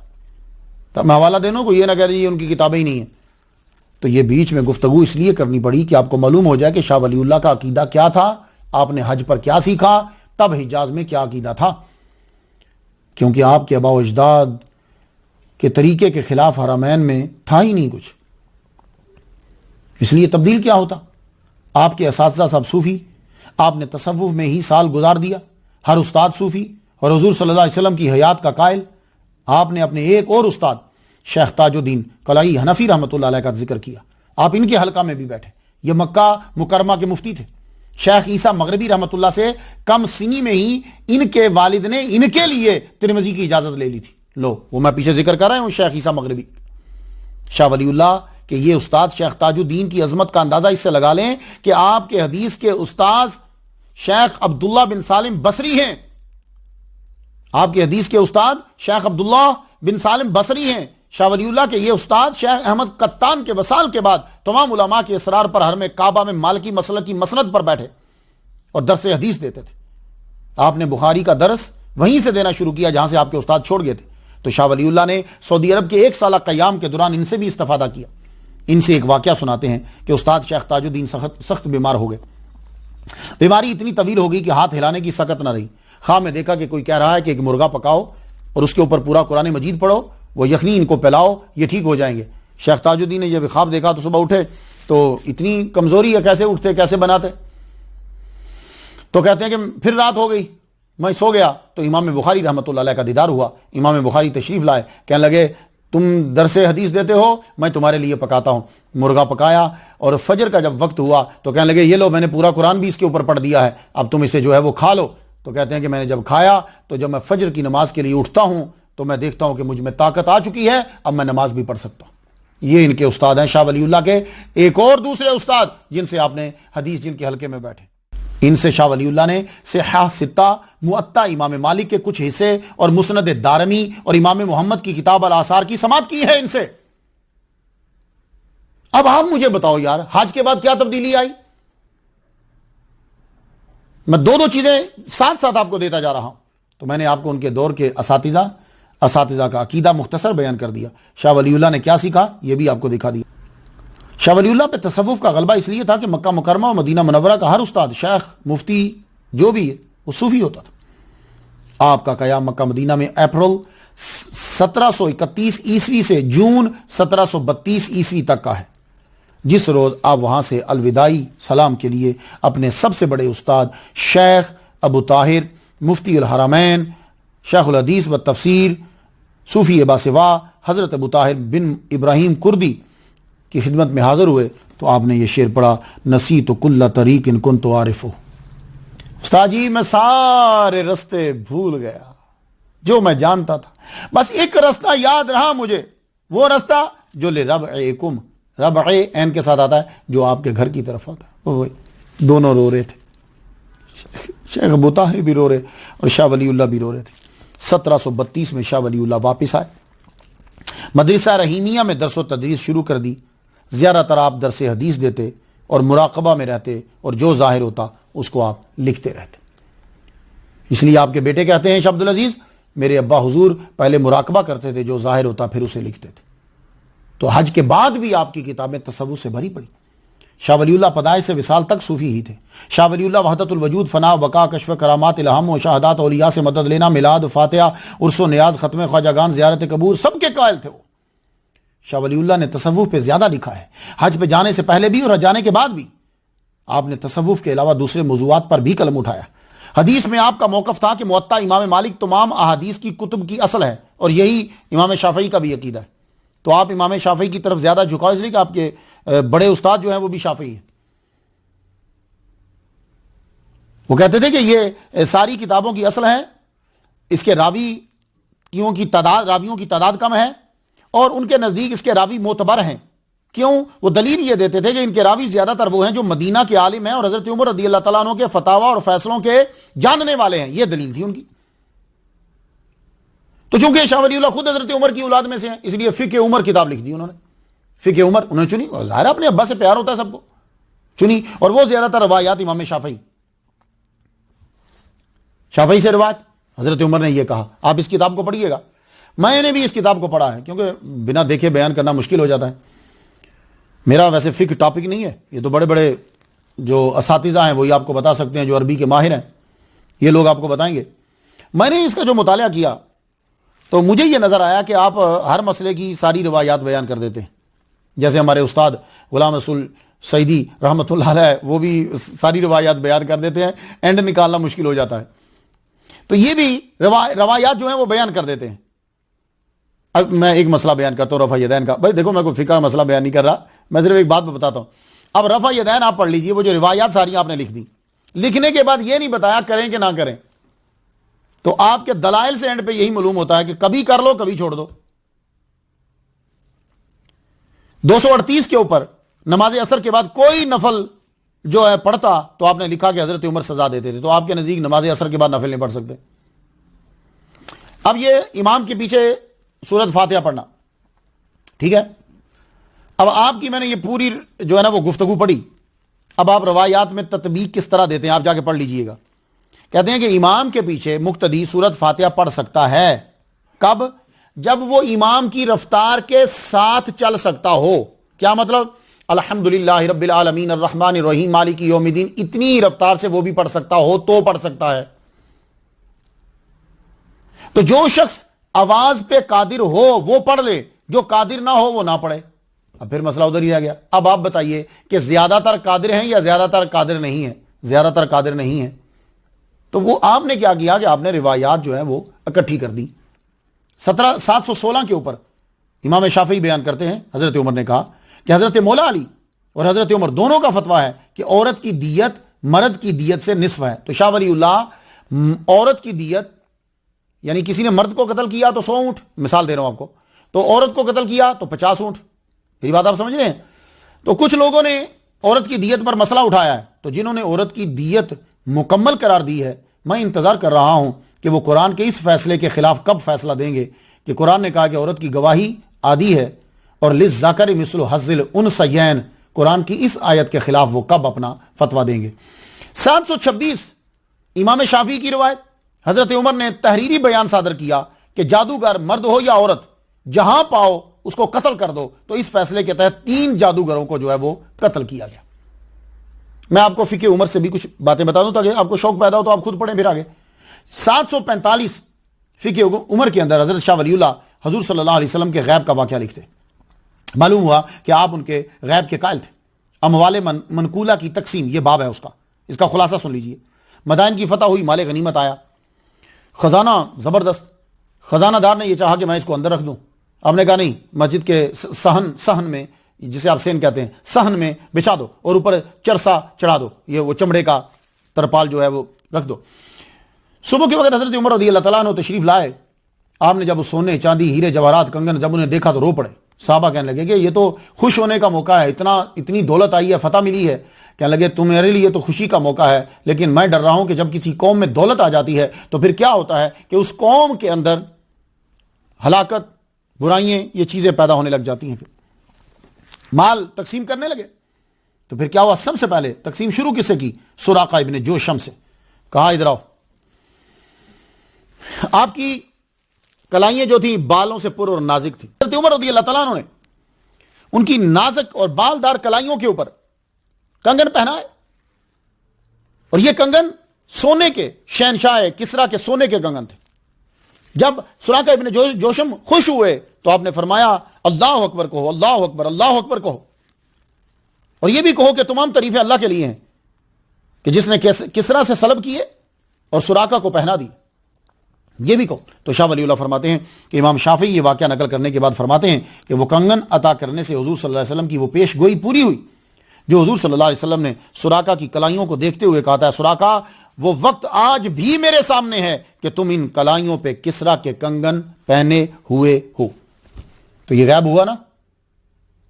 تو لوگوں نے جب دیکھا کہ شاہ ولی اللہ بڑے ضروری ہیں، کیونکہ 1157 ہجری میں آپ نے دوسری شادی کی، اللہ نے 4 بیٹے دیے، شاہ عبدالعزیز، شاہ رفیع الدین، شاہ عبد القادر اور شاہ عبد الغنی۔ یہ شاہ عبد الغنی جو تھے یہ جلدی وفات پا گئے۔ ان کے بیٹے ہوئے شاہ اسماعیل، جنہوں نے تقویۃ الایمان لکھی اور اپنے سارے خاندان، دادا پردادا سمیت پورے ہندوستان کے مسلمانوں کو مشرک قرار دیا۔ تو یہ وجہ ہے کہ پوتے کو بچانے کے لیے اب دادا کو ان کے رنگ میں رنگنے کی کوشش کرنے کے لیے اس کے لیے ماہر مقرر کیے گئے اور کہا گیا کہ آؤ کتاب لکھو۔ تو کتاب لکھنے کے 2 طریقے ہوتے ہیں، ایک تو بندے کے اندر صلاحیتیں ہوتی ہیں، وہ باہر کتاب میں لکھ دی جاتی ہیں۔ ایک یہ ہوتا ہے کہ آپ اپنی سوچ کو پہلے سارے 200 صفحے پہ لکھ دو اور اس کے بعد کہہ دو کہ یہ نظریہ تھا شاہ ولی اللہ کا، کس نے پڑھنا؟ جیسے ایک آدمی کو میں نے دیکھا، وہ پہلے اس نے اپنے پورے نظریات بیان کیے، اس کے بعد اس نے ہمارے داتا گنج بخش علی اجویری رحمۃ اللہ علیہ کی کتاب نکال کے کہا صحب اور سکر کے اندر کہ یہ دیکھو کہ انہوں نے یہاں حضور کی توہین کی ہے، جبکہ وہ عبارت ہی داتا صاحب کی اپنی نہیں ہے۔ وہ داتا صاحب تو بتا رہے ہیں کہ یہ 2 نظریات ہیں، آخر میں انہوں نے کہا میرا نظریہ جو ہے وہ یہ ہے۔ تو اپنے نظریے میں انہوں نے وہ نہیں لکھا، تو لیکن اس بندے نے پہلے پوری تقریر کی، تمہارا مائنڈ بنایا، خلاف کیا، بعد میں جملہ دکھا دیا، یہ نہیں بتایا کہ جملہ ان کا۔ یہی سیم شاہ ولی اللہ سے کیا جا رہا ہے۔ ساری کتابیں بڑے بڑے ڈاکٹر اور رائٹر لکھ دیتے ہیں، اس کے بعد اصل میں چکر یہ نہیں ہے۔ چکر یہ ہے کہ آپ کا عقیدہ ٹوٹلی اس سے الٹ ہے۔ آپ حیران ہوں گے جو کتابیں قبلہ دادا حضور شاہ ولی اللہ کے حج کے بعد کی ہیں، وہ سب کی سب پوتے شاہ اسماعیل دہلوی کی تقویۃ الایمان کے خلاف ہیں۔ یہی وجہ ہے کہ کئی کتابیں آپ کے نام سے جعلی طور پہ چھاپی گئی۔ آپ ہی کے خاندان کے ایک مشہور ناشر سید احمد اول نے تعویل الاحادیث کے آخر میں بتایا کہ کتابیں ان کی طرف منسوب کر دی گئی ہیں، اور انفاس العارفین کے آخر میں لسٹ دے دی، تحفۃ الموحدین اور بلاغ المبین، یہ کتابیں جعلی ہیں، آپ کی نہیں ہیں۔ تو انتباہ جو کتاب ہے یہ آپ نے 1747 عیسوی میں لکھی، قبر پر حاضری کا طریقہ۔ یہ انتباہ بھی بڑی زبردست کتاب ہے، یہ بھی آپ کو گھر میں رکھنا ہے۔ آپ فرماتے ہیں الانتباہ فی سلاسل اولیاء اللہ میں، مکہ و مدینہ میں جو آپ نے قیام کے دوران روحانیت حاصل کی اس کا بھی اس میں تذکرہ کیا ہے۔ اس میں چند باتیں تمہیں بتا دیتا ہوں۔ اس کتاب کے پڑھنے کے بعد آپ کو معلوم ہوگا کہ شاہ صاحب صرف حدیث ہی نہیں، مکہ مدینہ کے اساتذہ سے تصوف بھی سیکھتے رہے، اور اس کو پڑھنے کے بعد آپ کو معلوم ہوگا کہ کس عقیدے کے لوگوں سے آپ نے پڑھا۔ قبر پر حاضری دینے کا طریقہ، شاہ ولی اللہ لکھتے ہیں 2 رکعت نفل برائے ثواب صاحب قبر پڑھو پہلی رکعت میں سورہ فتح، دوسری رکعت میں اخلاص، اور اگر یہ نہیں آتی صورت تو دونوں رکعتوں میں فاتحہ کے بعد 5 بار اخلاص، انا فتحنا لک فتحا مبینا جو ہے سورہ۔ سلام کے بعد قبلہ کی طرف منہ نہیں کرے، پشت کر لے، منہ جو ہے قبر کی طرف کرے، 1 بار آیت الکرسی، سورہ ملک اور 4 کل پڑھے، پھر فاتحہ کے بعد 11 دفعہ قل هو اللہ سورہ اخلاص پوری پڑھے۔ اس کو ختم کرنے کے بعد کہے اللہ اکبر لا الہ الا اللہ واللہ اکبر اللہ اکبر وللہ الحمد 7 دفعہ، یہ کہتے ہوئے قبر کا طواف کرنا ہے، جبکہ اعلیٰ حضرت نے کہا طواف نہیں کرنے، لیکن وہ فرما رہے ہیں طواف کرو، دائیں طرف سے شروع کرنا ہے، پاؤں کے پاس پہنچے تو رخسار رکھ دے، تو صاحب قبر کے منہ کے پاس بیٹھ جائے اور 21 دفعہ یا ربی یا ربی یا ربی کہے، پھر آسمان کی طرف منہ اٹھا کے یا روحو کہے، اور اس کے بعد دل پر ضرب لگائے اور یا روح یہ کہتا رہے جب تک کہ وہ روح ظاہر نہ ہو جائے اور تم سے گفتگو نہ کرنے لگ جائے۔ تو میں دعوے سے کہہ سکتا ہوں اگر شاہ ولی اللہ تقویۃ الایمان کے مؤلف شاہ اسماعیل دہلوی کے دادا نہ ہوتے تو لوگ اعلیٰ حضرت امام احمد رضا خان بریلوی رحمہ اللہ سے زیادہ فتوے ان کے اوپر لگاتے اور ان کو مشرک و بدعتی قرار دے دیتے۔ آج جو آپ لوگ ہاتھ میں تسبیح پکڑتے ہو، اس تسبیح کی پوری سند شاہ ولی اللہ نے بیان کی ہے، پوری سند تھی آپ کے پاس تسبیح رکھنے کی، امام حسن بصری کے ہاتھ میں ہوتی تھی، تو معلوم ہوا کہ گن کر پڑھنے کا رواج جو ہے وہ صحابہ کے دور میں تھا۔